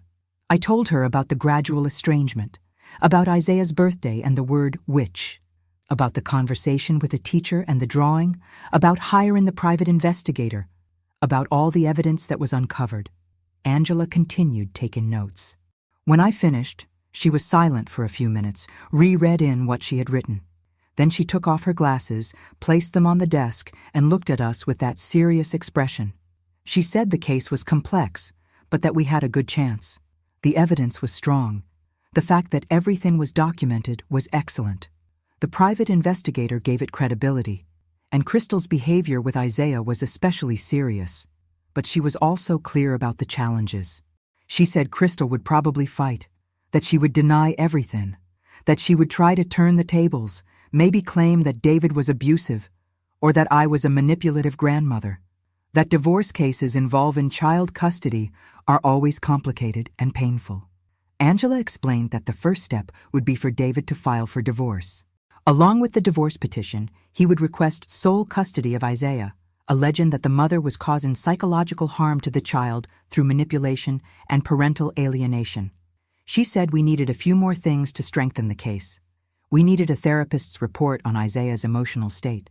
We needed to document a few more incidents of Crystal manipulating the boy.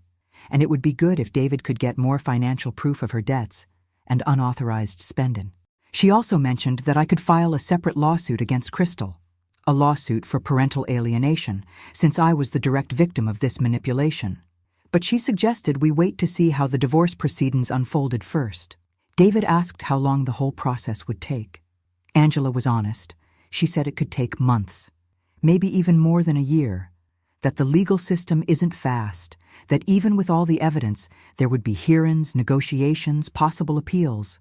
But she assured us she would do everything in her power to ensure Isaiah was protected and that Crystal was held accountable for her actions. We left that office with a clear plan of action. David would continue documenting everything for a few more weeks. We would find a therapist to evaluate Isaiah, and as soon as we had everything ready, Angela would prepare the divorce papers. The next step was to find the therapist. Angela had given us a few names of professionals specializing in childhood trauma and parental alienation. David called 2 of them. The first one didn't have an available appointment for at least 2 months, but the second one, a Dr. Sarah Bennett, said she could fit in an emergency evaluation if the case was truly urgent. David explained the situation. Dr. Sarah listened to everything and said yes, this was urgent, that she would make room in her schedule. She scheduled it for the following week. The problem was how to get Isaiah to therapy without Crystal knowing, because if she found out, she'd realize David was plotting something. She'd get defensive. She might even try to preempt him and do something crazy. David came up with a solution. He told Crystal that Isaiah was having some behavioral problems at school, that the teacher had suggested it would be good for him to be evaluated by a psychologist, just to make sure everything was okay. It was a lie, of course, but it was a necessary lie. Crystal was a bit suspicious at first. She asked what kind of problems. David made up that Isaiah was having trouble concentrating in class, that the teacher was concerned. He said it was just a precaution, better to check now before it became a bigger problem. Crystal accepted it. She said that was fine, that if the school recommended it, then it was for the boy's own good. David took Isaiah to the first appointment with Dr. Sarah on a Tuesday afternoon. He called me right after, still in the clinic's parking lot. He said it had been difficult, very difficult. Dr. Sarah had first talked to him alone to understand the situation. Then she called Isaiah in. She spent almost an hour with the boy, playing, drawing, talking. When the session was over, Dr. Sarah called David back in. And what she said confirmed everything we already knew, but in a much sadder way. She said Isaiah was clearly suffering from anxiety, that he showed fear when he talked about his grandmother, that he had a lot of emotional confusion, typical of children being manipulated by one parent, that he showed signs of receiving contradictory messages. On one hand, good memories of his grandmother, but on the other, a recently implanted fear. Dr. Sarah said it was a classic case of parental alienation, and that the longer it went on without intervention, the harder it would be to reverse the damage. She offered to continue working with Isaiah. She said he needed regular therapy to start processing everything, and that she would prepare a detailed report on his emotional state to be used in the legal proceedings. David thanked her and scheduled 3 more sessions right then and there. When he told me all this over the phone, I cried. I cried thinking of my little grandson going through that, thinking of the trauma that horrible woman had caused an innocent child, thinking of how hard it would be to fix everything. But at least now we were doing something. At least Isaiah would have professional help. At least we were building the case to get that child out of that situation. A few more weeks passed. David continued documenting. He continued transferring money to his secret account. He continued taking Isaiah to therapy every week, telling Crystal it was the school's recommendation. And I continued with my routine, waiting, planning, gathering strength for what was to come. There was a particularly difficult moment during those weeks. It was when Crystal called me, out of the blue, on a Tuesday morning. I answered the phone not knowing who it was. When I heard her voice, my heart skipped a beat. I tried to keep my voice normal, calm, as if I knew nothing. She said she was calling to invite me to dinner at their house, that it had been a while since we'd seen each other, that it would be nice to spend some time together, talk, be a family. The irony of it made me want to laugh, or cry, or scream, but I controlled myself. I said, of course, that would be lovely. We set it for the following Friday. When I hung up, I called David immediately. I told him about the invitation. He got worried. He said it was strange, that Crystal never did things like that out of the blue, that she must be plotting something. We talked about what to do. David suggested I shouldn't go. But I said if I refused, it would be suspicious. It would indicate I knew something. It was better to go and see what she wanted. David agreed, but he made me promise to stay on guard, that I wouldn't fall into any trap she tried to set, that I would play the part of the distracted old lady if she tried to confuse me or make me look senile. That week leading up to Friday was agony. I kept imagining what Crystal was planning. Why had she invited me after avoiding me for so long? Friday arrived. I dressed simply. Black pants, a cream-colored blouse, comfortable flat shoes. Nothing too fancy. I brought a lemon pie I'd made that afternoon, so as not to arrive empty-handed. David opened the door when I got there. He gave me a hug, but I could feel how tense he was. He was worried, but he was trying not to show it. I went inside. It was the first time I had been there in months. The house looked different, more decorated. There were new paintings on the walls, new furniture in the living room, velvet cushions on the sofas, all expensive, all bought with money they didn't have, probably on those maxed-out credit cards. Crystal came from the kitchen. She was beautiful, as always. A simple but elegant burgundy dress, hair down, perfect makeup. She greeted me with a smile and that little air kiss next to my cheek. She said she was so happy I had come, that she had missed me, that we needed to see each other more. All lies, all fake. But I smiled and said I was happy to be there too. Isaiah was in his room. David went to get him. When he appeared in the living room, my heart ached. My little grandson was bigger. His hair had grown. He was wearing superhero pajamas. He looked at me and just stood at the doorway. He didn't come to greet me. He didn't smile. He just stood there, holding his father's hand. Crystal said, in that sweet voice, that he should say hi to Grandma.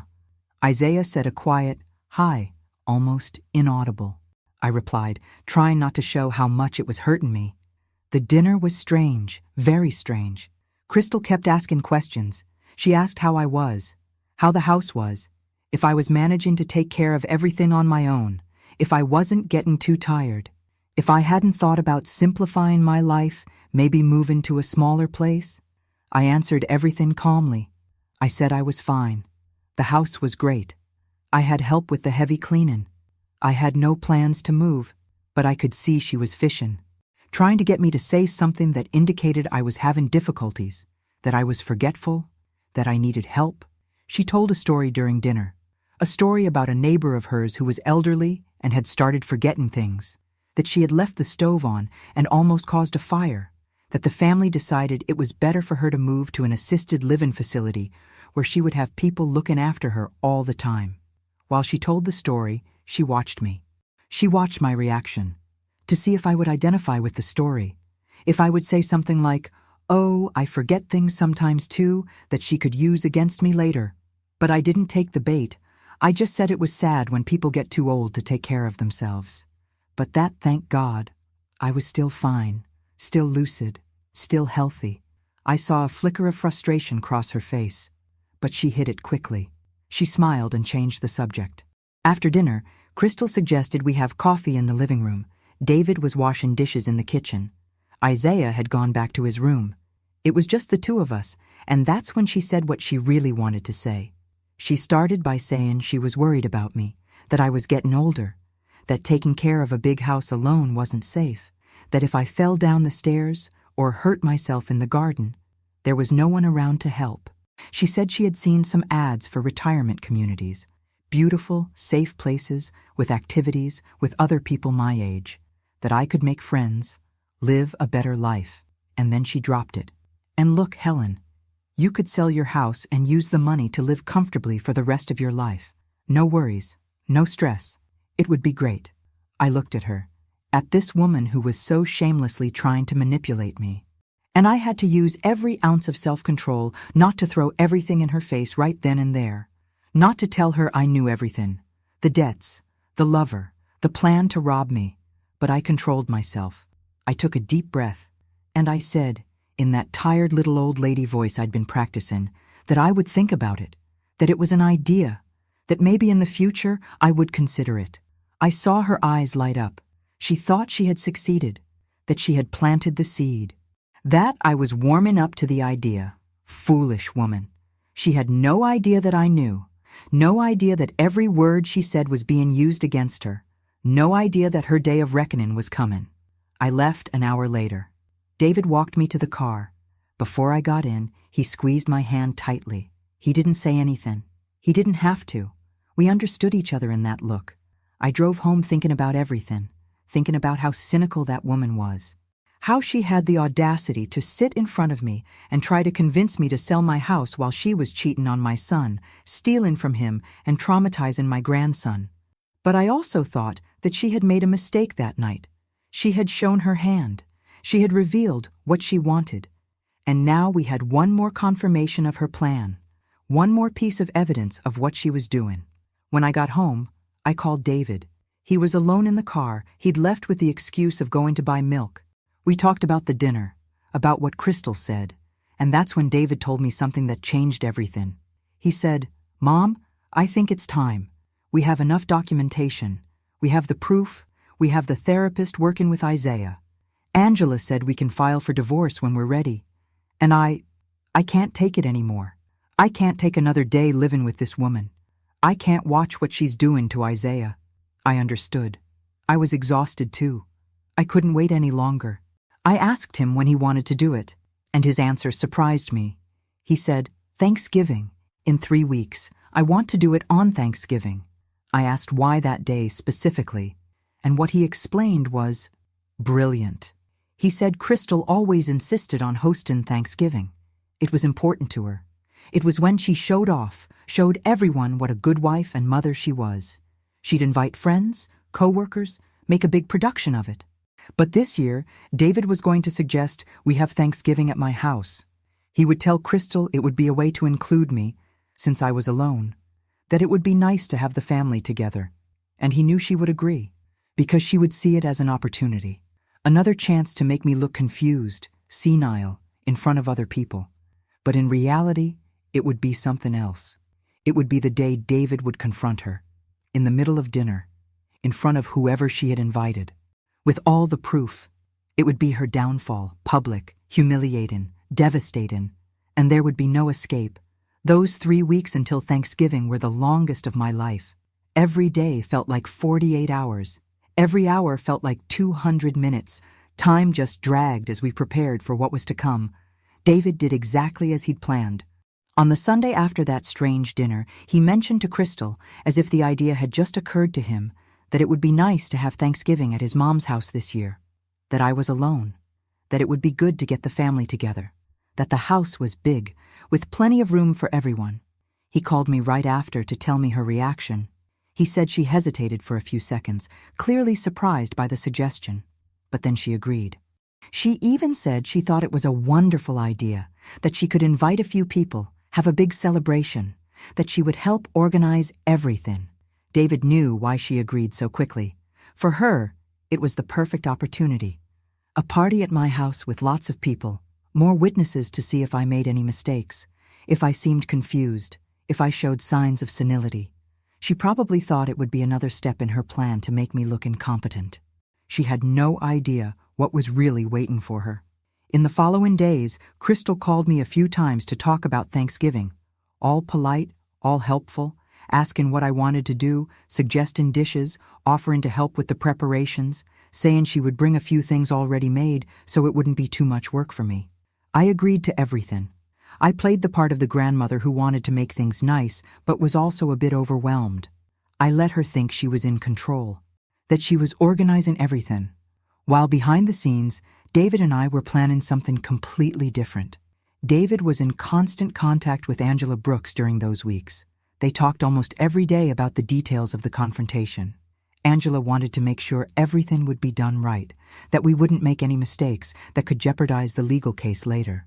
She prepared all the divorce papers. She prepared the custody request. She organized all the evidence into separate folders, labeled, dated. Everything was ready to be filed at the courthouse on the Tuesday after Thanksgiving. Dr. Sarah also prepared her report on Isaiah, a 15-page document detailing his emotional state, the signs of manipulation, the psychological trauma caused by parental alienation, her recommendations on what needed to be done to protect the boy. Michael Torres, the investigator, also kept working. He managed to get even more evidence. More recent photos of Crystal with Trevor, records of absurd spending on her credit cards. He even got an audio recording, through methods he didn't detail, of a conversation between Crystal and Trevor where they discussed when they would get the money from my house. Everything was falling into place. Every piece of the puzzle was in the right spot. Meanwhile, Crystal invited a few people to the dinner. She invited 3 of her co-workers and their husbands. She invited her friend, that Tiffany, who was in the text messages.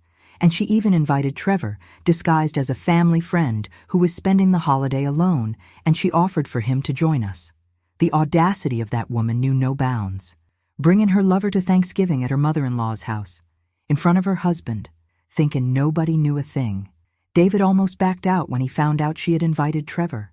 He called me beside himself, saying he couldn't be in the same room with that man, that it would be too much for him to bear. But I calmed him down. I told him it was actually better this way. It was perfect even, because we would expose them both at the same time, in front of everyone. It would be even more humiliating for her. Denise, my dear friend, said she would spend Thanksgiving with me too. She would be there to support me, to make sure I didn't fall apart in the middle of it all, because she knew it was going to be heavy, very heavy. The days went by. I bought the groceries for dinner. I tidied up the house. I took out the good china that had been my mother's. I ironed the linen tablecloth I only used on special occasions. I arranged fresh flowers in every room. I wanted my house to be immaculate. I wanted that when those people walked in, they would see that there was nothing wrong with me, that I wasn't a confused and incapable old lady like Crystal was trying to paint me. On the Tuesday before Thanksgiving, David came to visit. We sat in the kitchen and reviewed the plan for the 1,000th time. He would bring the folders of evidence hidden in his car. During dinner, at a specific moment we had agreed on, he would go get the folders. He would put them on the table, and he would confront Crystal in front of everyone. Angela had advised doing it this way, to have witnesses. Because later, when the case went to court, it would be important to have people who could testify about how Crystal reacted when she was confronted. If she denied it, if she admitted it, if she lost control. I asked David if he was ready, if he was sure he wanted to do it this way, because once we started, there was no turning back, and it was going to be painful, very painful. He looked at me with those eyes that seemed to have aged 10 years in the last few months, and he said, "Mom, I'll never be ready to destroy my marriage, to accept that my son's mother is a con artist, but it needs to be done, and it needs to be now. For Isaiah, for you, for me." We hugged there in the kitchen, and I felt my son tremble in my arms. He was scared, he was nervous, but he was determined. The morning of Thanksgiving arrived. I woke up at 6 even though I'd barely slept. I laid in bed staring at the ceiling, thinking about everything that was going to happen that day, thinking that when the sun set, my family would be completely different, changed forever. I got up and started cooking. I made the turkey the way my mama taught me, with that special herb seasoning she used. I made the cornbread stuffin' with sausage. I made the mac and cheese. I made the sweet potato casserole with marshmallows on top. I made the cranberry sauce. I made 3 pies, 1 pumpkin, 1 pecan, 1 apple. Cookin' calmed me down. It gave me something to do with my hands, something to focus on other than the anxiety that was growing in my chest. Denise arrived around 2 in the afternoon. She brought a green bean casserole and a bottle of wine. She gave me a long hug and said everything would be okay, that we would get through this together. People started arriving at 5. Crystal and David were the first, with Isaiah. She was stunning again. A dark purple dress, high heels, perfectly styled hair, flawless makeup. She walked into my house smiling, complimenting the decorations, saying how happy she was that we were doing this. David was tense. I could see it in his posture, in his rigid shoulders, in his clenched jaw. But he tried to act normal. He greeted me, helped carry things to the kitchen, went to set Isaiah up in the living room with some toys. Crystal's co-workers arrived next. 3 couples, people I didn't know. They greeted me politely, brought bottles of wine, complimented my house. Her friend Tiffany arrived alone. A blonde woman in her 30s, thin, dressed a bit too over the top for a Thanksgiving dinner. Heels too high, dress too short, makeup too heavy. She hugged Crystal like they were best friends and gave me a quick hi before going straight to the makeshift bar we'd set up in the living room. And then Trevor arrived, the man who was destroying my family, the man who was using my daughter-in-law to rob my son and my grandson. He was tall, must have been over 6 feet, a fit body, clearly someone who spent time at the gym, dark hair cut very short, dressed nicely but casually, dark jeans, a gray shirt, dress shoes that weren't too formal. Crystal introduced him to everyone as a family friend. She said he was alone for the holiday because his family lived in another state, so she invited him so he wouldn't spend the day alone. Everyone thought it was so kind, that Crystal was so hospitable. No one but me, David, and Denise knew the truth, that this man had been sleeping with David's wife for months, that they were planning to steal my inheritance and run away together. I saw David look at Trevor. The rage in his eyes was palpable, but he controlled himself. He shook the man's hand when Crystal introduced them, offered him a drink, played the part of the polite host. I don't know how he did it. If it had been me in his shoes, I don't know if I could have kept my composure. We served drinks and appetizers while the turkey finished roasting. People chatted in the living room. They laughed. They told stories. It was a normal Thanksgiving scene, familiar, warm. But underneath that facade, there was a bomb about to explode. Around 7:15, I called everyone to the table. I had set everything beautifully. The white linen tablecloth, my mother's porcelain plates, the crystal glasses, silver cutlery, flowers in the center of the table, candles lit. Everything perfect. People sat down. Crystal made a point of sitting at one end of the table opposite me as if she were the co-host. David sat next to her. I sat at my end of the table, Denise by my side. Trevor was on the other side of the table, between Tiffany and one of the couples from Crystal's work. Isaiah was in a little chair on my other side.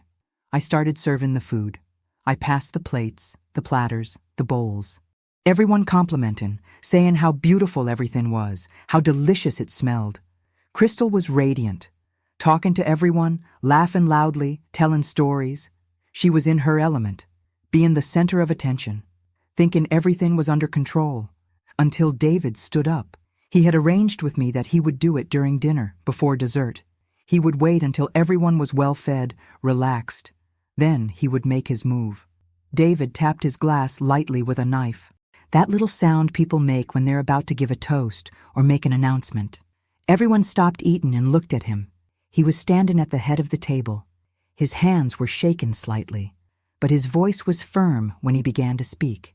He said he wanted to thank everyone for coming, that Thanksgiving was about gratitude, about family, about truth. Crystal smiled, thinking it was going to be a nice speech about what a wonderful wife she was, or something like that. But then David continued. He said he had discovered some truths recently, very painful truths, truths that he needed to share with everyone there. Crystal's smile began to falter. She looked at him with a confused expression, as if trying to understand what was happening.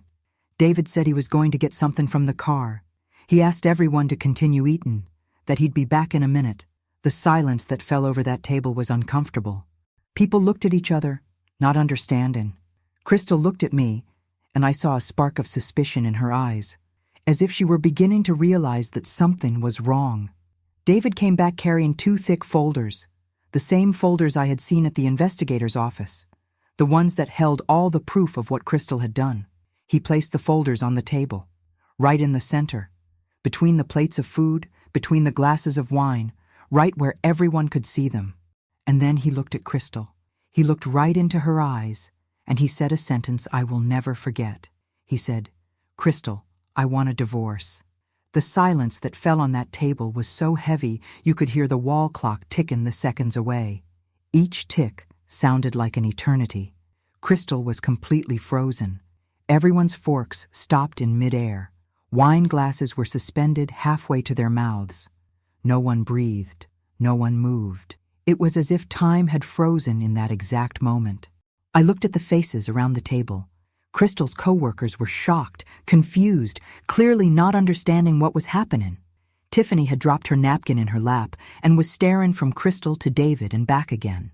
Trevor had tensed up in his chair, his fingers gripping the edge of the table. Denise was holding my hand under the table, giving me strength. And Isaiah? My grandson was looking at his father with those big, scared eyes, trying to understand what the word divorce meant. Crystal was the first to recover. She let out a nervous laugh, the kind that sounds fake even to someone who knows nothing. She looked around the table at the guests and said that David must be joking, that he had a strange sense of humor sometimes, that this was a very tasteless joke to make in the middle of Thanksgiving. But David didn't laugh. He didn't smile. He didn't say anything. He just opened the first folder and started taking out papers. That's when Crystal realized. She realized it wasn't a joke. She realized something very bad was about to happen. I saw her face change, the mask of the perfect wife beginning to crack. She shot up from her chair so fast she almost knocked over her wine glass. She said she needed to talk to David, alone, in private, that this wasn't something to be discussed in front of everyone. David remained calm. He said no, that this was exactly the right moment, because there were witnesses, because the people she had invited to our home for a family celebration deserved to know who she really was. Crystal tried to laugh again, but this time it came out more like a choked sound. She looked at me, as if looking for help, as if she wanted me to intervene and tell my son to stop this madness. But I said nothing. I just looked back at her, and in that look, I let her know.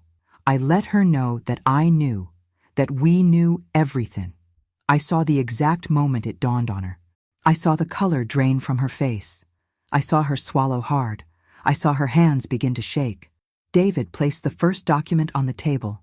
It was the credit card statement. He read it aloud, his voice controlled but full of pain.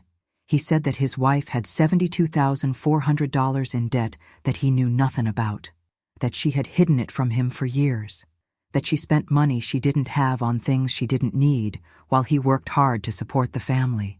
One of her co-workers made a sound of surprise. People started looking at Crystal with that expression of someone trying to decide if it was true or not. Crystal tried to deny it. She said it was a lie, that David was making things up, that he was having a nervous breakdown or something. She spoke quickly, desperately trying to control the narrative. But David continued. He picked up the next document. It was photos. He didn't show the photos to everyone because some were a bit explicit. But he described them. He said his wife was having an affair, for months, with a man who was sitting at that very table. All eyes turned to Trevor. The expression on Trevor's face grew taut. He looked like a man who just swallowed a rock. He started to stammer, trying to say something, but no sound came out right. Crystal let out a scream. Not exactly a scream, more like a sharp, desperate sound. She said no, it wasn't true, that David was crazy, that he was delusional.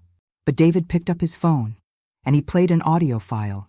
It was a recording, a conversation between Crystal and Trevor. You could clearly hear both their voices. Trevor asking when they were going to get the money. Crystal replying that she was working on it, that she was making her mother-in-law look incompetent, that she would soon get power of attorney and sell the house. Their voices coming out of that small phone in the middle of the Thanksgiving table was surreal. People listened with shocked faces, open mouths, wide eyes.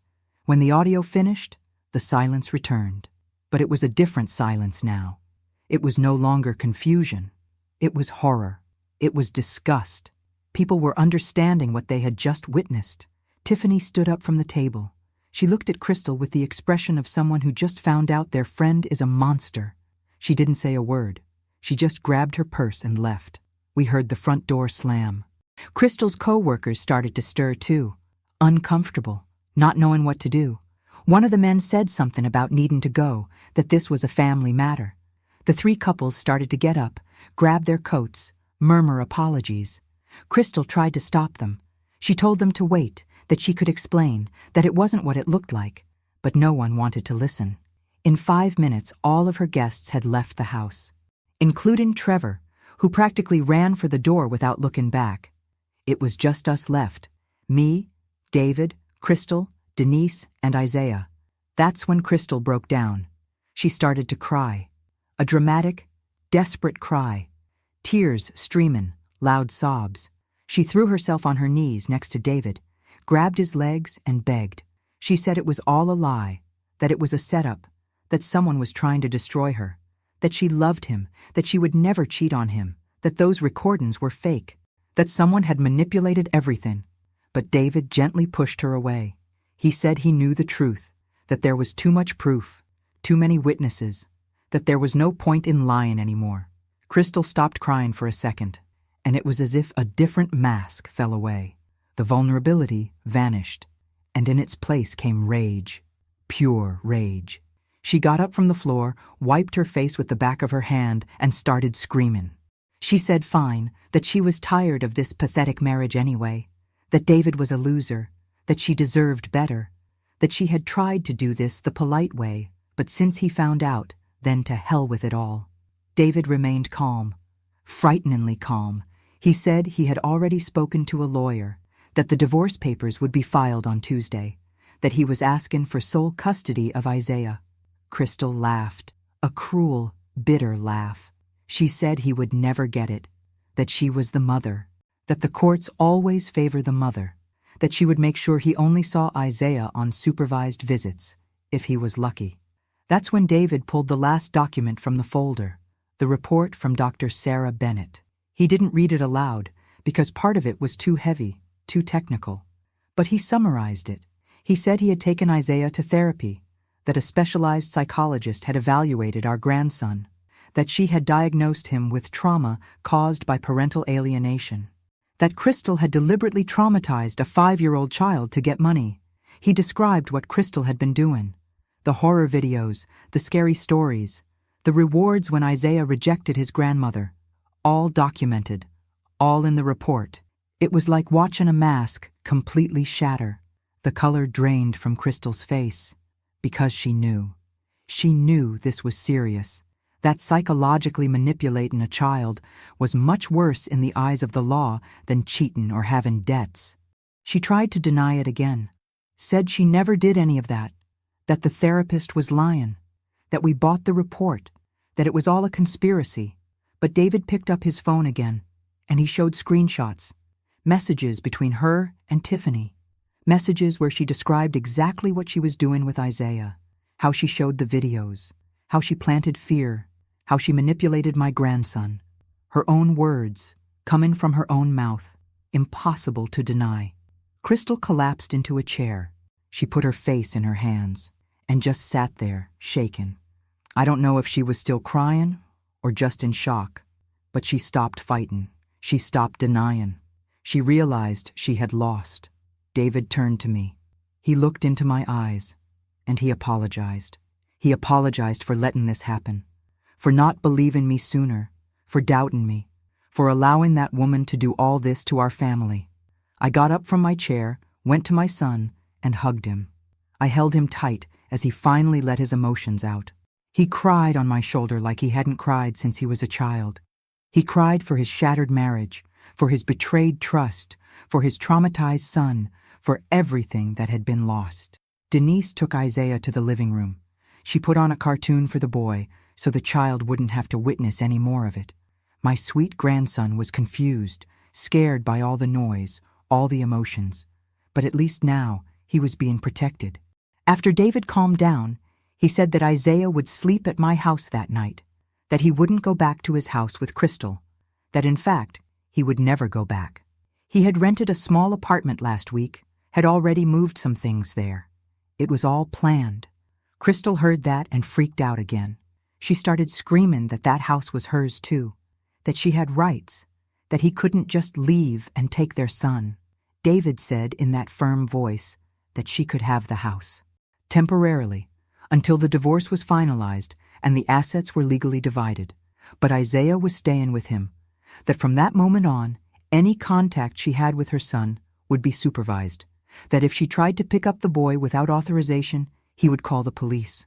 Crystal tried to run to the living room, probably to get Isaiah, but David blocked her.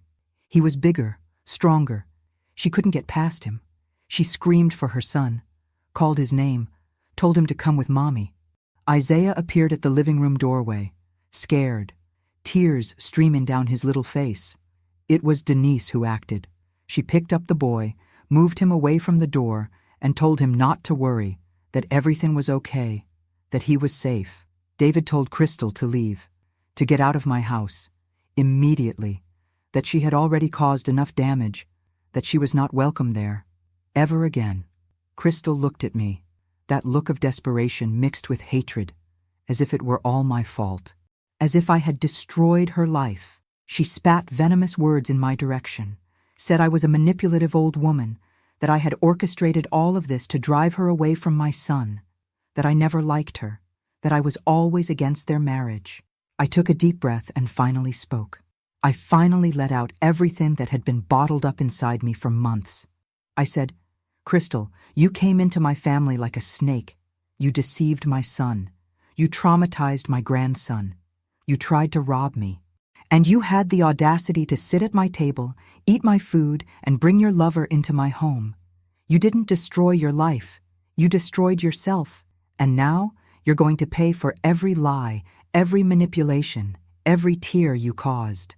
She looked at me with so much hatred that for a second I thought she was going to physically attack me.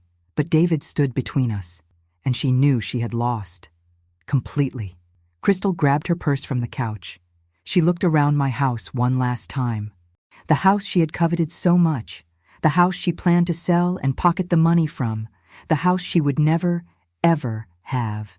And she left, slamming the door so hard that the pictures on the wall rattled. The silence that followed was different. It wasn't that horrible tension anymore. It was more like relief, like a huge weight being lifted from all of us. Denise brought Isaiah back into the kitchen. The little boy was scared, confused. He asked where Mommy had gone.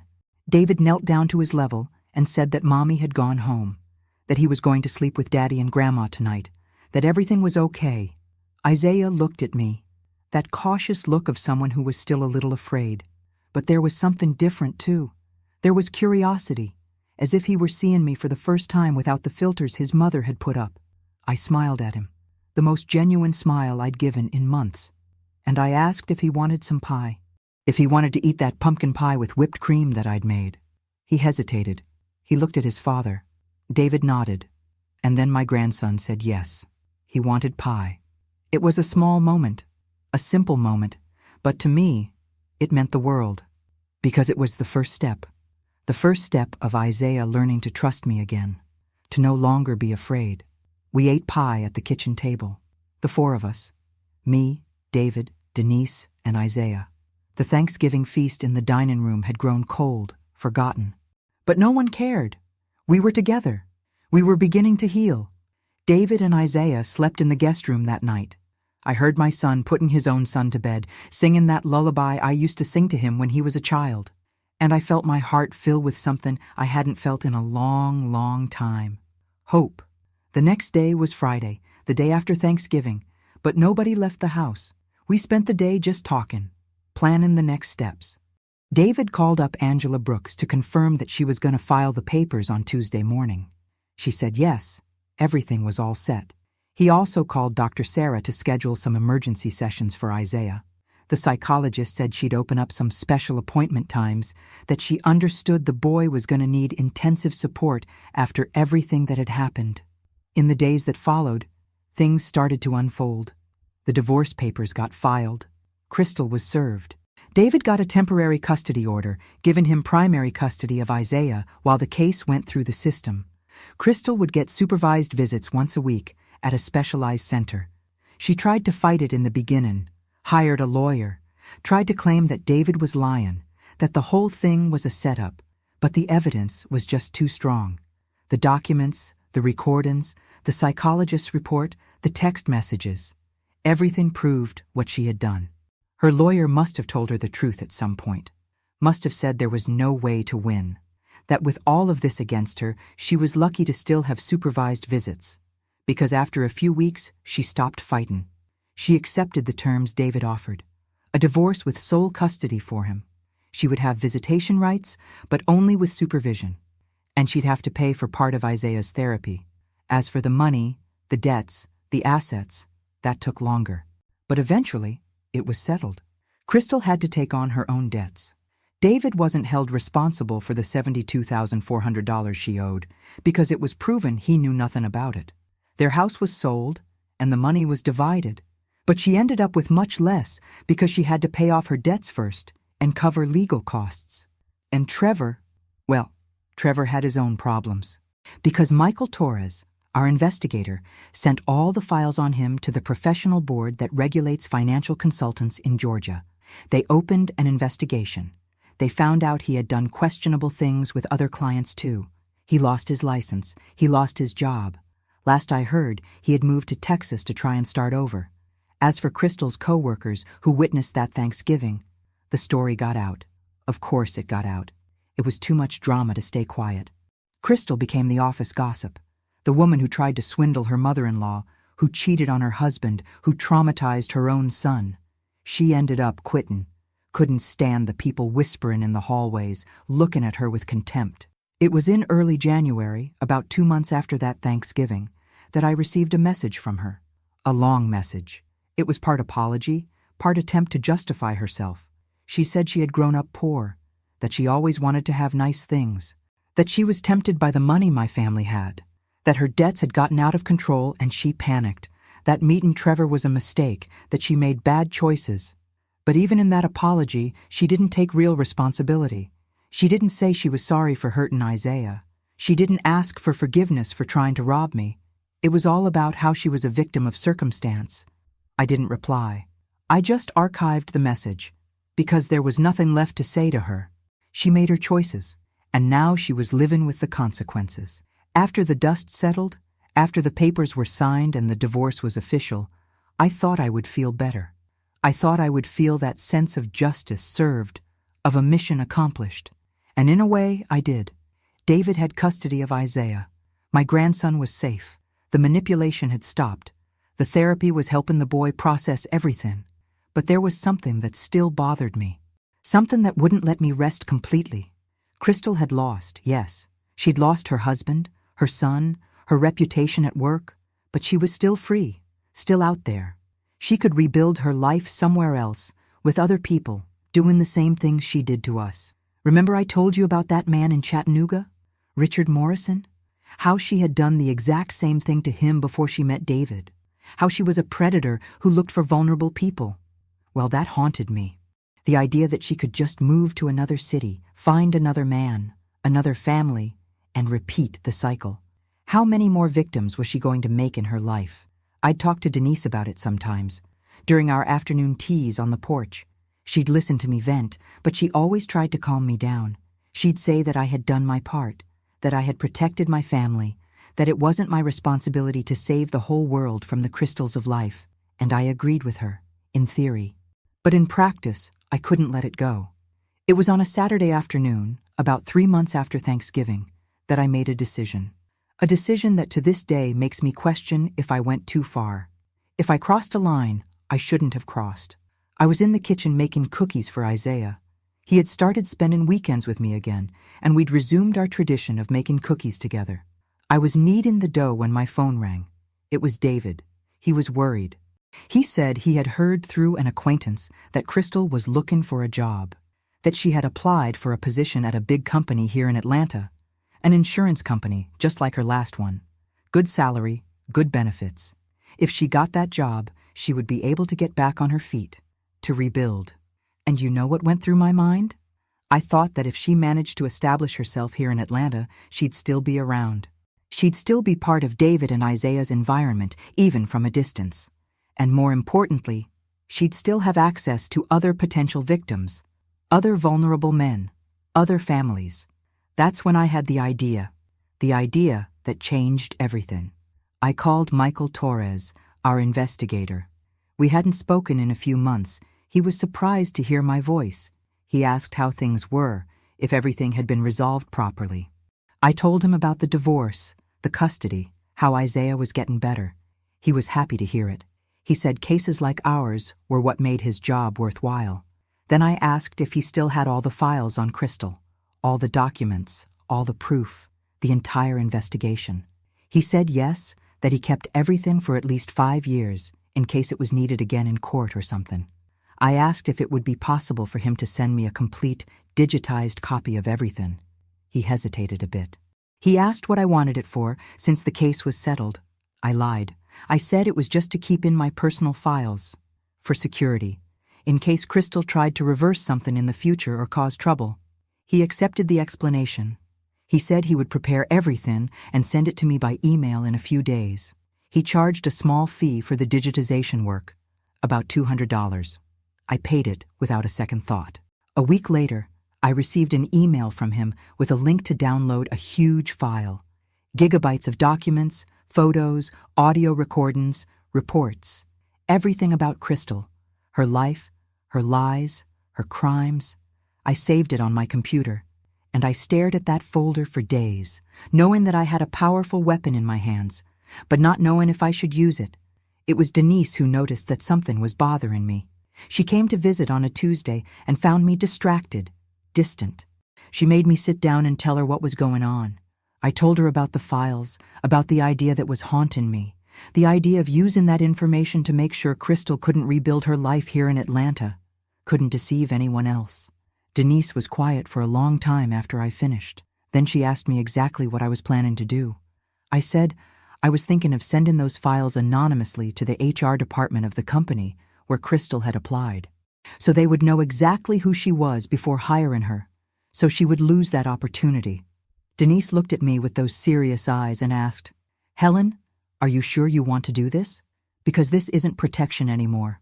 This is revenge, and revenge has a price." I was silent, because she was right. I knew she was right. Protecting my family had been necessary. Exposing Crystal to David, to the court, to those directly involved, all of that was legitimate. But going after her actively, sabotaging her opportunities, preventing her from starting over, that was something else. That was pure revenge. Denise said she would support me in whatever decision I made, but that I needed to be aware of what I was doing, that once I crossed that line, there was no turning back. I spent a few more days thinking, weighing the pros and cons, trying to decide if I was the kind of person who did something like that. In the end, I decided to do it. And I'll be honest with you, it wasn't for Crystal. It wasn't because I wanted to see her suffer, although a part of me really did. It was for the next victims, for the next Davids, for the next Isaiahs, for the next families she would destroy if no one stopped her. At least that's what I told myself at the time. Now, looking back, I don't know if that was really the reason or if it was just an excuse to do what I wanted to do. I created an anonymous email account. I used a service that left no IP trail. I attached the most relevant documents, the fraudulent debts, the records of financial mismanagement, the proof of psychological manipulation of her son, the messages about trying to rob her mother-in-law. And I sent it. I sent it to the company's human resources department with a simple message. This candidate has a history that the company should be aware of before making any hiring decisions. Documents attached. I clicked send and stared at the computer screen for about 5 minutes, thinking about what I had just done. If I had done the right thing, if I had gone too far. I didn't hear anything for 2 weeks. I didn't know if the email had been read, if it had been ignored, if it had made a difference. Until David called me. He had run into an acquaintance of Crystal's at the grocery store. The person mentioned that Crystal was very upset because she had lost a job opportunity that seemed like a sure thing, that the company had canceled her final interview at the last minute, without giving an explanation. My heart pounded when I heard that, because I knew it was because of my email, that I had made that happen, but I didn't stop there. Crystal attended a church, not out of genuine religious feeling, I knew that, but for social status, to network, to make connections. It was a large, modern church full of young professionals and upper-middle-class families, exactly the kind of place where she could meet her next victims. I had friends at that church, or rather, acquaintances, people I had met over the years at community events, charity bazaars, things like that. Women my age who were active in the religious community. I started to share my story with these women, not in a malicious way, not sounding like gossip, but genuinely, vulnerably. As a grandmother who almost lost her grandson, as a family that was almost destroyed by a manipulative woman. I'd tell it in prayer groups, at tea gatherings, in conversations after the service, always omitting some very private details, but making it clear enough for people to understand who Crystal was. And the stories spread, because that's how it works in communities. One person tells another, who tells another, who tells another. Within a few weeks, everyone in that church knew who Crystal was, knew what she had done. People started avoiding her. When she showed up at events, the conversations would fall quiet. People would make excuses to leave. No one was openly rude. But the social isolation was clear.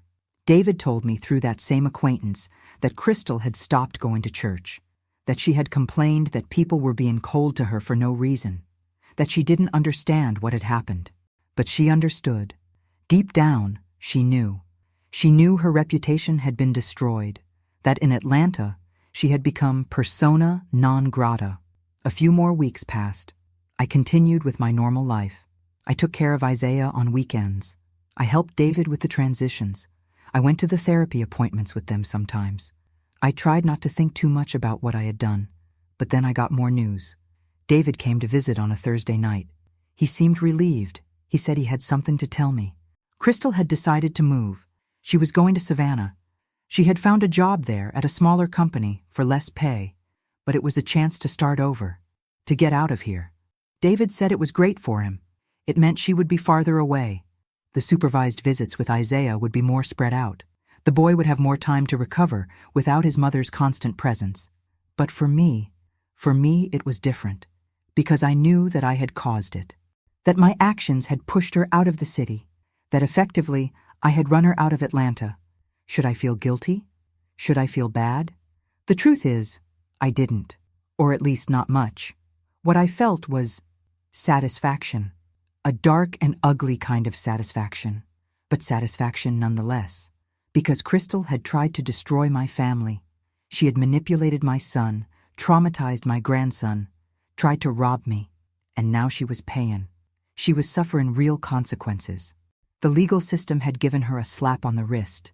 Divorce, loss of custody, supervised visits. But social justice, that had been more severe. It had taken away her ability to rebuild here. It had forced her to start from scratch somewhere else. And I had been responsible for that. Denise continued to be my conscience. She never judged me openly, but every now and then she'd make comments. Things like, "Do you think she learned anything from all this?" Or, "Do you think we have the right to take justice into our own hands?" They were questions I couldn't answer. I still can't. There was one conversation in particular that seared into my memory. It was a few weeks before Crystal moved for good. Denise and I were on the porch, having tea as we always did, when she looked at me and asked, "Helen, do you think you became the witch she said you were?" The question hit me like a punch to the gut, because that was exactly what I was afraid to face. In seeking revenge, in my anger, in my determination to protect my own, had I become something I didn't want to be? I told Denise I didn't know, that maybe I had, that maybe the line between protection and revenge is blurrier than I thought, that maybe we become a little bit of the monster when we fight monsters, But that even knowing that, even questioning my actions, I didn't regret it, because my family was safe. My grandson was recovering, and Crystal was no longer around to hurt anyone else I loved. Denise nodded slowly. She didn't say I was right, but she didn't say I was wrong either. She just held my hand, and we sat there in silence, watching the sun set. Crystal moved to Savannah at the end of March, almost 4 months after that Thanksgiving. David told me she rented a small apartment there, that she got a job at a smaller insurance company, that she was trying to start over. The visits with Isaiah were reduced to once a month, since she was farther away. And honestly, the boy didn't seem to mind much. Not out of fear, like before, but out of indifference. He just didn't miss her. The therapy with Dr. Sarah continued for another 6 months, and the progress was incredible. Isaiah slowly deconstructed the fears that had been planted. He came to understand that those witch stories weren't about me, that I was never a threat, that it had all been his mother's manipulation. There was one day, it must have been about 5 months after everything. Isaiah was here with me on a Saturday. We were making cookies in the kitchen when he stopped stirring the dough and looked at me. He asked, "Grandma, why did Mommy say you were a witch? You were never mean to me." My heart ached. I knelt down to his level, looked right into his little eyes, and said the most honest thing I could. I said, "Honey, sometimes grown-ups do bad things. Your mommy was going through some problems and she made some bad choices. She said things about Grandma that weren't true because she was confused. But it wasn't your fault, and you don't have to be afraid of me. Grandma will always love you and protect you. Always." Isaiah thought about that for a moment. Then he gave me a hug, that tight hug I hadn't gotten from him in so long, and he said, "I love you too, Grandma. And I know you're not a witch. You make the best cookies in the world." I laughed and cried at the same time. I held my grandson so tight, because that moment meant we were finally healing, that the damage could be undone.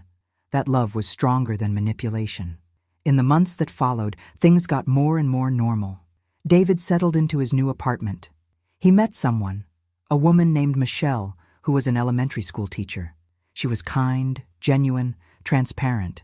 Everything Crystal wasn't. They took things slow, but you could see there was potential there. And Michelle loved Isaiah immediately. She didn't try to replace his mother, but she slowly entered the boy's life with patience and love. Now they have a beautiful relationship. Isaiah calls her Michelle. They do science projects together. She helps him with his homework. They have inside jokes. It's genuine. As for me, I went back to my routine. My house, my garden, my friends, my community. But with one difference. Now I had my grandson back. I had my son back. I had my family back. And the house that Robert built, the house that Crystal so badly wanted to steal, was still standing. It was still my refuge, still filled with good memories. And now it was making new ones. Memories of Isaiah running through the hallways. Memories of family lunches on Sundays. Memories of laughter and cookies and love. But there's something I need to tell you. Something that happened a few months later. Something that made me question everything all over again. I got a phone call. It was Tiffany. Remember her? Crystal's friend who ran out of that Thanksgiving dinner? Yep, her. Tiffany said she was calling because there was something she thought I should know, that her conscience was weighing on her, that she couldn't stay quiet any longer. She told me that after everything that happened, she cut off contact with Crystal. But recently, she had heard through mutual acquaintances that Crystal was in Savannah, doing the same thing all over again. She had met an older man, a widower, and she was starting the same pattern, the same manipulations, the same lies. My blood ran cold when I heard that, because it was exactly what I had feared, that she would just move and start over, that my actions hadn't really changed anything, just moved the problem somewhere else. Tiffany asked if I thought she should do something, if she should warn the man, if she should try to stop Crystal somehow. And you know what I said? I told her not to do anything, because it wasn't her responsibility. It wasn't my responsibility, that we couldn't save everyone, that each person had to make their own choices and live with their own consequences. But after I hung up the phone, I kept thinking, should I have given different advice? Should I have offered to send the files to Tiffany? so she could warn that man? By doing nothing, was I allowing another family to be destroyed? Or by getting involved again, would I be crossing another line? Turning into an obsessed vigilante who doesn't know when to stop? I don't know the answer. To this day, I still don't know. What I do know is that I protected my family. I did what needed to be done. I used the methods I thought were necessary, and I paid the price for it, the price of carrying the weight of those decisions, of living with the doubt of having gone too far, because justice and revenge, sometimes they're two sides of the same coin. And when you're holding that coin in your hand, it's not always clear which side you've chosen. It's been over 2 years since that Thanksgiving. 2 years and 2 months, to be precise. And things have changed so much that sometimes it feels like all that happened to someone else, in another life. Isaiah is 6 now. He'll be 7 in 2 months. He's in 1st grade, doing well in school, making friends. His therapist discharged him a few months ago, saying he'd processed the trauma beautifully and was emotionally healthy. Of course, she made it clear that he'll always have those memories, that childhood trauma leaves a mark, but that he was now equipped with the tools to handle it, that he was going to be just fine. And looking at my grandson, I believe it. He's a different child from 2 years ago. Lighter, happier. He laughs out loud. He runs through the house. He hugs me without hesitation. There's no more fear in his eyes when he looks at me. David got married again, to Michelle. It was a small, intimate wedding, just close family and friends. I cried during the ceremony. I cried with joy seeing my son happy again, seeing him with a woman who truly loved him, an honest and transparent woman with no ulterior motives. Michelle is wonderful with Isaiah. She never tried to replace his mother, never forced anything. But she slowly entered the boy's life with patience and love. Now they have a beautiful relationship. Isaiah calls her Michelle. They do science projects together. She helps him with his homework. They have inside jokes. It's genuine. And Crystal is still in Savannah. She still sees Isaiah once a month in supervised visits. But more and more, the boy doesn't want to go. Not out of fear, like before, but out of indifference. He just doesn't feel a connection with her. It's sad, in a way. A child not having a connection with his own mother. But it's also understandable, because that woman spent years manipulating him, using him, traumatizing him. And now that he's free from that, now that he's in a stable home with a loving father and stepmother, he simply doesn't miss her. In the last 2 visits, Isaiah came back and said his mother had tried to give him expensive gifts. A new video game, designer sneakers, things she clearly couldn't afford. David suspected she was getting into debt again, trying to buy her son's affection. But it didn't work, because Isaiah is learning that love can't be bought with things, that love is presence, it's attention, it's genuine care, and he has that at home, with his father, with Michelle, with me. As for me, I'm doing all right. My house is still my refuge, still full of life on the weekends when Isaiah comes over, still the heart of our family. But there are moments, there are days when I think about everything that happened, about all the choices I made, especially the choices I made after the confrontation, after legal justice had been served. I think about the anonymous emails, the conversations at church, the way I actively worked to destroy any chance Crystal had of rebuilding her life in Atlanta. And I wonder, did I go too far? Denise and I still talk about it sometimes. She's the only person I can be completely honest with. The only one who knows the full extent of what I did. There was a recent conversation that really stuck with me. It was about 2 months ago. We were sitting on the porch, as always, drinking iced tea because the Georgia summer was brutal. Denise was quiet, thoughtful. After a long silence, she asked me if I still kept up, if I still knew what was happening in Crystal's life. I told her no, that I had decided to stop knowing, that it wasn't healthy to keep monitoring her, that I needed to leave it behind and focus on my family, on my life. Denise nodded, but then she said something that made me think for days. She said, "You know, Helen, I was thinking, we always justify our actions with protection. We say we did what we did to protect our own. And that's true in part. But I think there was something else too. There was anger. There was a desire to see her suffer. And there's nothing wrong with feeling that. It's human. But we need to be honest about it. Those words echoed in my head. Because she was right. I had justified all my actions as protection, as ensuring she couldn't hurt anyone else. But deep down, way deep down, there was anger too. There was a desire for revenge, to make her pay not just for her actions, but for the pain she caused. And admitting that is hard, because it makes me question my own character. It makes me wonder if I'm a good person who did questionable things under extreme circumstances, or if I'm a person with a dark side that finally had a reason to come out. There was a particularly difficult moment a few weeks ago. I was at my church on a Sunday morning. The pastor was preaching about forgiveness, about how holding a grudge is like drinking poison and expecting the other person to die, about how forgiving isn't saying what the person did was right, but about freeing yourself from the burden of carrying that anger. And I sat there in the pew, listening to those words, and I thought, have I forgiven Crystal? Have I really forgiven her? The honest answer is no, I haven't. I still feel anger when I think of her. I still feel that pain when I remember Isaiah calling me a witch.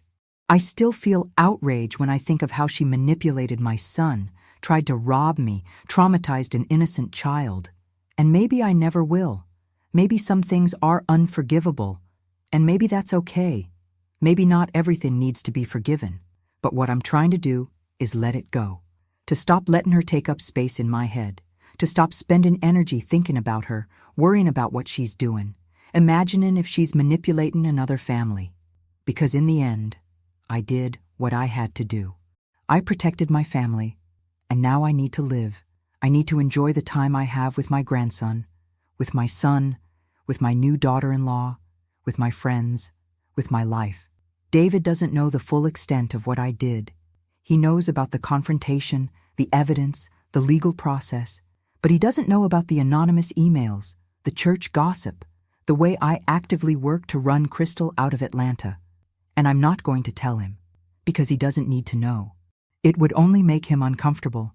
It would only make him question his own mother. And he doesn't need that burden.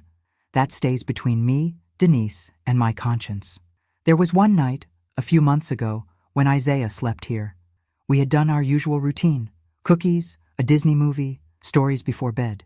I was lying in bed with him, waiting for him to fall asleep, when he asked me something that caught me by surprise.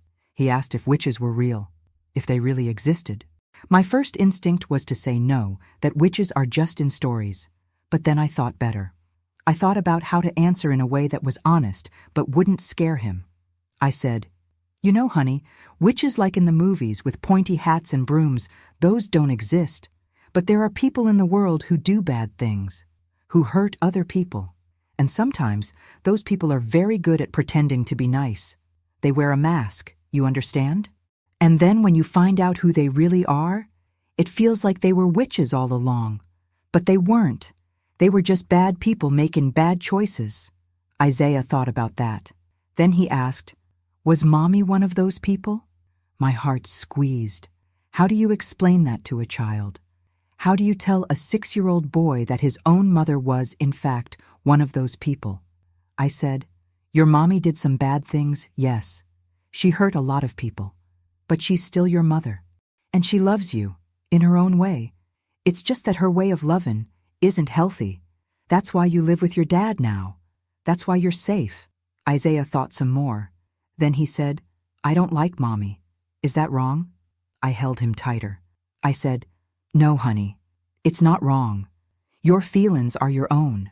You have a right to feel what you feel. And if you don't like her right now, that's okay.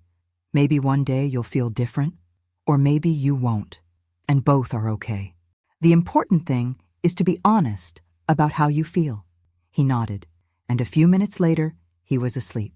But I stayed awake for hours after that, thinking about how that innocent child has already learned such heavy lessons about human nature, about betrayal, about how the people who are supposed to love us can hurt us, and questioning, again, if I made the right choices, if my actions truly protected him, or if they just fueled a cycle of anger and revenge. Denise says, I think too much.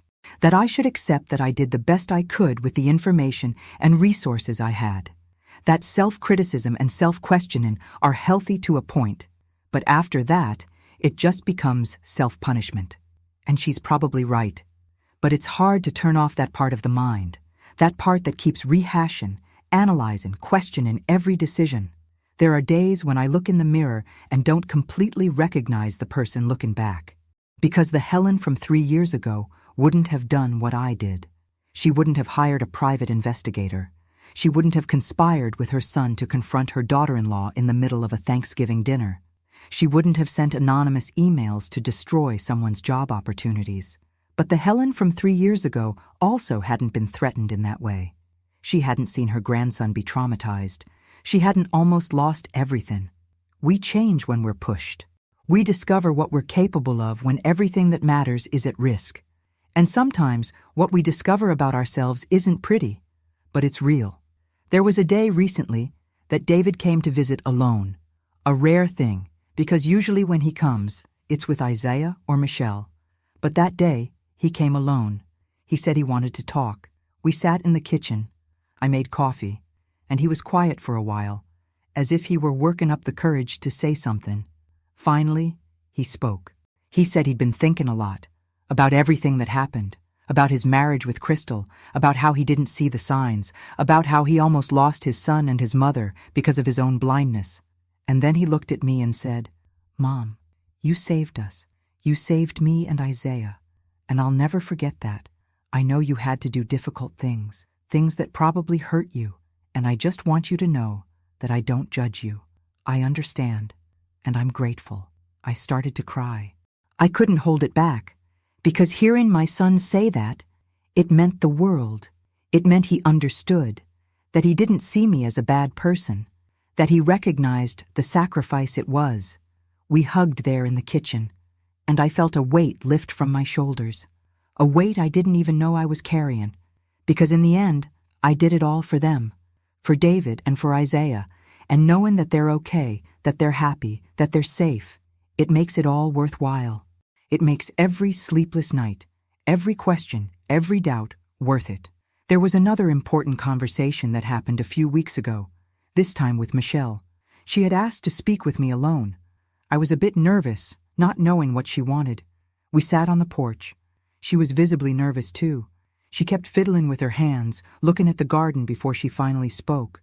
She said she wanted to thank me for fighting for the family, for protecting Isaiah, because now she had a wonderful, healthy stepson who was capable of loving and trusting, and that if I hadn't done what I did, the boy could be in a much worse state. But then she said one more thing.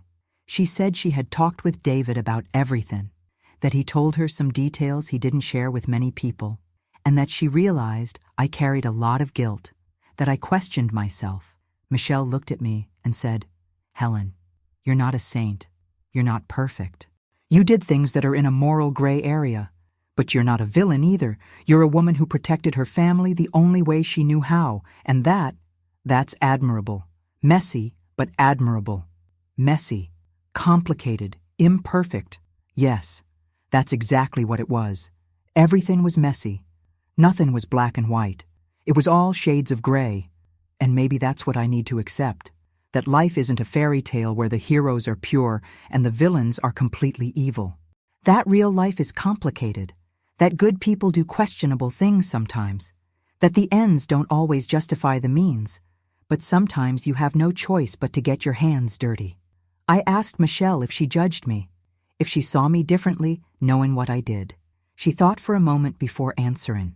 Then she said no, that she didn't judge me, that everyone has a breaking point, a point where they decide enough is enough, that they have to act. And that my breaking point was when someone tried to hurt my grandson, that it was understandable, that she probably would have done the same. I don't know if that's true. I don't know if she really would have done the same, but it was kind of her to say. It was comforting. The truth is, I'll carry this for the rest of my life. The weight of the choices I made, the doubt of having gone too far, the question of whether I became a bit of the monster I was fighting against. But I'll also carry the pride of having protected my family, of having been strong when I needed to be, of not having given up even when everything seemed lost. And at the end of the day, when I look at Isaiah running in my garden, laughing, happy, free, I know it was worth it. All the sleepless nights, all the tears, all the difficult decisions. It was worth it, because he is safe, he is loved, he is happy, and that's all that matters. Today, as I tell this story, I'm sitting on the porch of my house, the same house I almost lost. The house Robert built with so much love, the house Crystal tried to steal from me. It's 6 o'clock on a Sunday evening. The sun is beginning to set, paint in the sky with those shades of orange and pink that only Georgia can do. There's a smell of barbecue coming from the backyard because David and Michelle are out there making dinner. Isaiah is running on the lawn with a new remote control car, laughing that way a child laughs when they are completely and totally happy. And I'm here, drinking iced tea, thinking about how everything has changed, how everything was almost lost, and how, in the end, we managed to survive. It's been 2 years and 2 months since that Thanksgiving. It feels like a lifetime ago, but at the same time, it feels like it was yesterday. Some things have changed dramatically. David is in a completely different place in his life. He's happy now, truly happy. Not that forced, superficial happiness he had with Crystal, but that deep, genuine happiness that comes from being with someone who really loves you. Michelle is everything I could have asked for in a daughter-in-law. She's kind without being weak. She's confident without being arrogant. She loves my son and my grandson with sincerity. And she treats me not like a mother-in-law she has to tolerate, but like real family. They announced a few months ago that they're trying to have a baby. My heart skipped a beat when I heard that. The idea of having another little grandbaby to love, to care for, to watch grow, it's wonderful. Isaiah reacted well when they told him. At first he was a little jealous, like kids get, but after they talked about how cool it would be to have a little brother or sister, he got excited. The other day he told me he was going to teach the baby how to make cookies when it got bigger. My heart just melted. As for Crystal, well, the news that reaches me is few and far between, and I prefer it that way. I made a conscious decision to stop trying to find out about her, to stop monitoring, to stop worrying, to stop getting involved. What I know is that she's still in Savannah, that she keeps up the monthly visits with Isaiah, although the boy resists going more and more. That apparently she's managed to get back on her feet there, has a job, has an apartment. If she's learned anything from all this, if she's changed as a person, if she's doing the same thing to another family, I don't know. And I've decided it's not my problem. It might sound selfish, it might sound like I'm ignoring potential victims, but I can't carry that burden for the rest of my life. I can't be her eternal keeper. I did what I had to do to protect my own. And now, I need to live my life. Denise is still my best friend, my confidant, my conscience when I need one. We still sit here on this porch every week, drinking tea, talking about life. She's one of the few people who knows the whole story. And she never judged me. She always supported me. She always challenged me to think, to reflect, but she never condemned me. Some days we talk about light things, about her grandkids, about the soap operas she watches, about new recipes we want to try. But some days the conversation goes deeper. We talk about choices, consequences, morality. It was during one of those deep conversations, a few weeks ago, that Denise asked me something that's been on my mind ever since. She asked, "Helen, if you could go back, knowing everything you know now, would you do anything different?" I thought for a long time before answering. I thought about every decision I made, from hiring the investigator, to that confrontation on Thanksgiving, to the anonymous emails, to the gossip at church. And you know what my answer was? I said that yes, there are things I would do different, especially the things I did after. The revenge part. The part that went beyond protection and entered the territory of wanting to make her pay. Because looking back, I realized those actions weren't necessary. Not to protect my family. The confrontation? Necessary. The divorce? Necessary. Custody for David? Absolutely necessary. But the rest, destroying her job opportunities, ensuring she was socially ostracized, that was pure revenge. And revenge has a price. The price I paid was carrying this weight, carrying the doubt, carrying the question of whether I became something I didn't want to be. But at the same time, I don't know if I really would do it different, because at the time, in that moment, with all that anger and pain, those actions felt right. They felt just. And maybe that's the scariest part. Not that I did it, but that, at the time, it felt completely justifiable. Denise nodded when she heard my answer. She didn't say if she agreed or not. She just held my hand, and we sat there in silence, watching the sunset. As for Isaiah, my grandson is the greatest proof that we did the right things, at least the important ones. He is flourishing. There's no other word for it. He is a completely different child from 2 years ago. The fear is gone. The anxiety is gone. He is light, happy, spontaneous. His relationship with me has been completely restored. In fact, I think it's even stronger now than it was before all this happened. Because we went through something difficult together. Because he knows, even if he doesn't fully understand, that I fought for him, that I protected him. He comes to spend the weekend here at least twice a month. We've resumed all our traditions. Cookies on Friday night, pancakes on Saturday morning, the park on Saturday afternoon, movie and popcorn on Saturday night, church on Sunday morning. And every weekend, I watch him grow a little more, getting taller, more mature, more himself. There was a moment in the last few weeks that marked me deeply. We were in the kitchen making cookies, our favorite activity. Isaiah was concentrated on stirring the dough when he suddenly stopped and looked at me. He said, "Grandma, did you know that you're my favorite person in the whole world?" My heart filled with so much love I thought it was going to burst. I asked him why I was his favorite person, and he said, with that seriousness that children sometimes have, that it was because I always made him feel safe. I always made him feel loved, and that even when things got bad with his mommy, he always knew that Grandma was there, that Grandma would protect him. I hugged my grandson so tight, and I cried. I cried with joy. I cried with relief. I cried because those words meant I did right, that despite all the doubts, all the moral questions, all the gray areas, I managed to do the most important thing. I managed to protect him, and he knew it, and he felt safe. His therapist, Dr. Sarah, called me a few months ago for a follow-up conversation. Even after discharging Isaiah, she likes to check in every now and then to see how he is. She said his progress was extraordinary.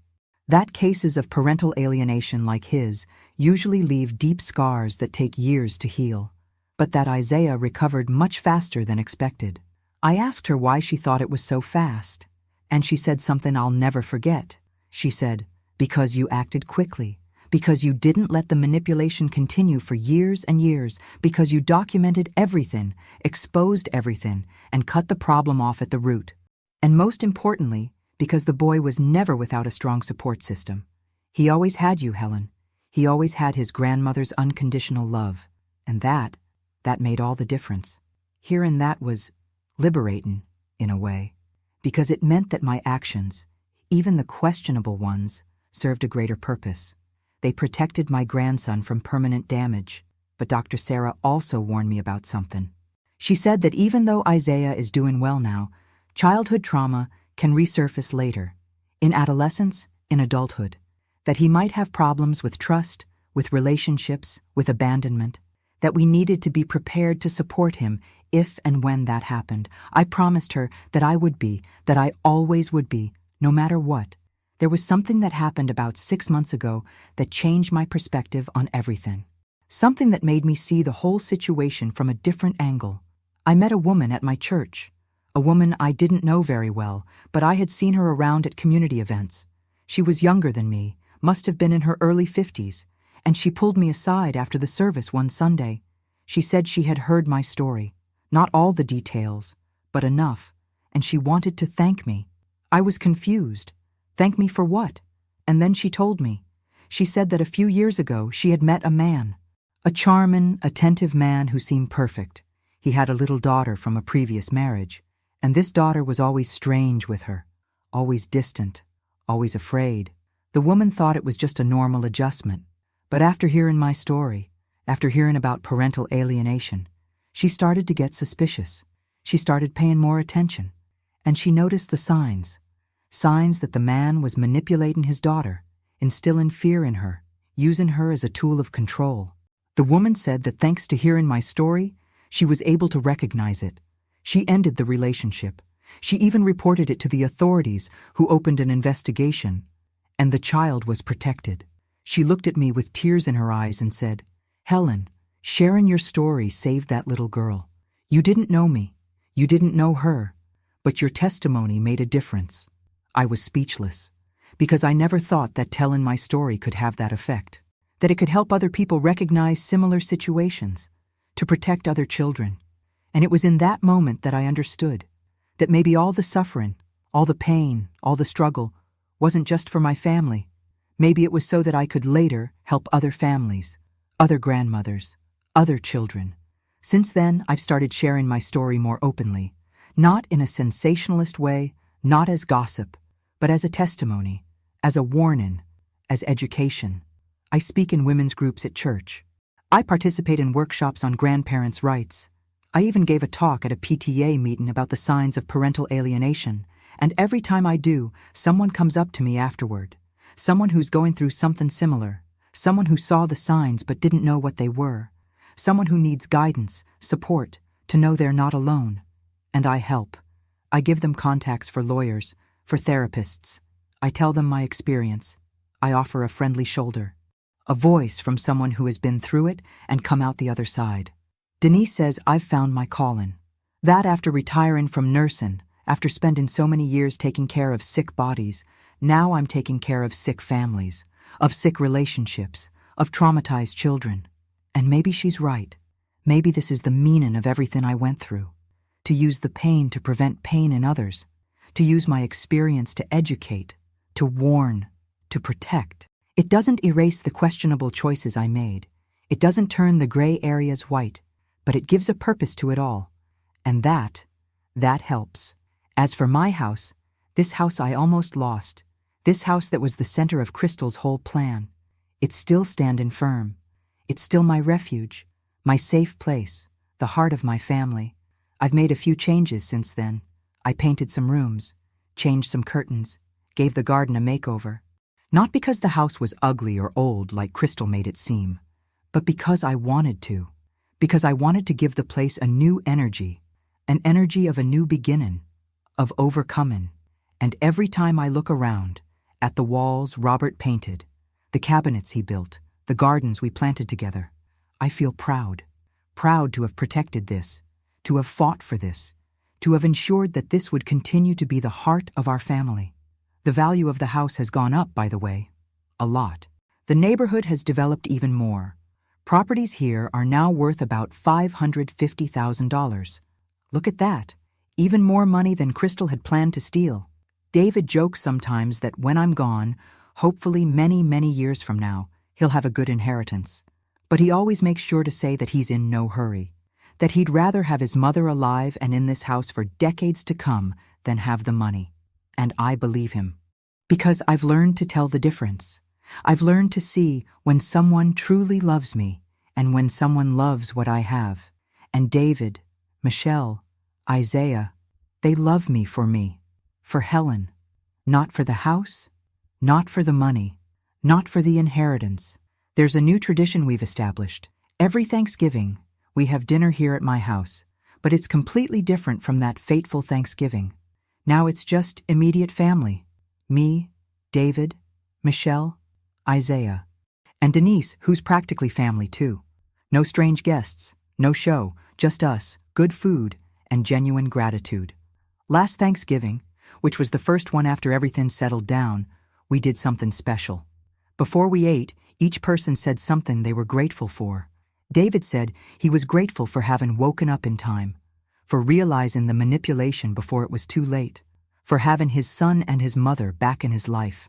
Michelle said she was grateful for being welcomed into this family, for gaining not just a wonderful husband and stepson, but a mother-in-law she genuinely loved and admired.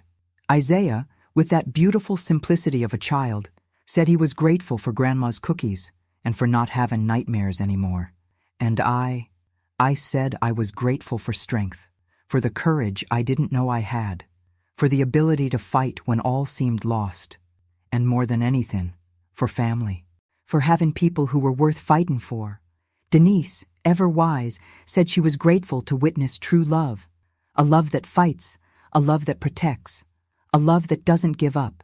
It was a beautiful moment, a moment of healing, a moment of a new beginning. And when I look at the path we've traveled, from that birthday when Isaiah called me a witch, through all the investigation, the confrontation, the divorce, to where we are now, I see a story of survival, of resilience, of love triumphing over manipulation. It wasn't pretty. It wasn't clean. There was a lot of mud along the way, a lot of difficult choices, a lot of sleepless nights, a lot of tears. But it was real, and it was necessary. I'm no hero, far from it.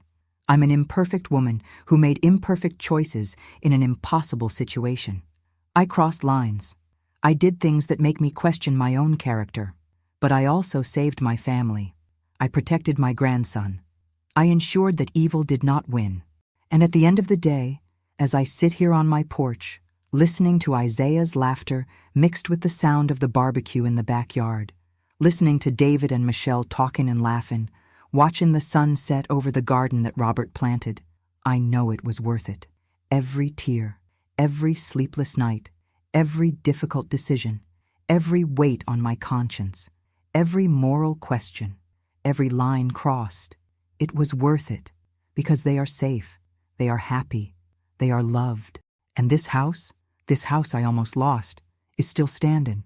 It's still the heart of our family, still full of love, laughter, and life.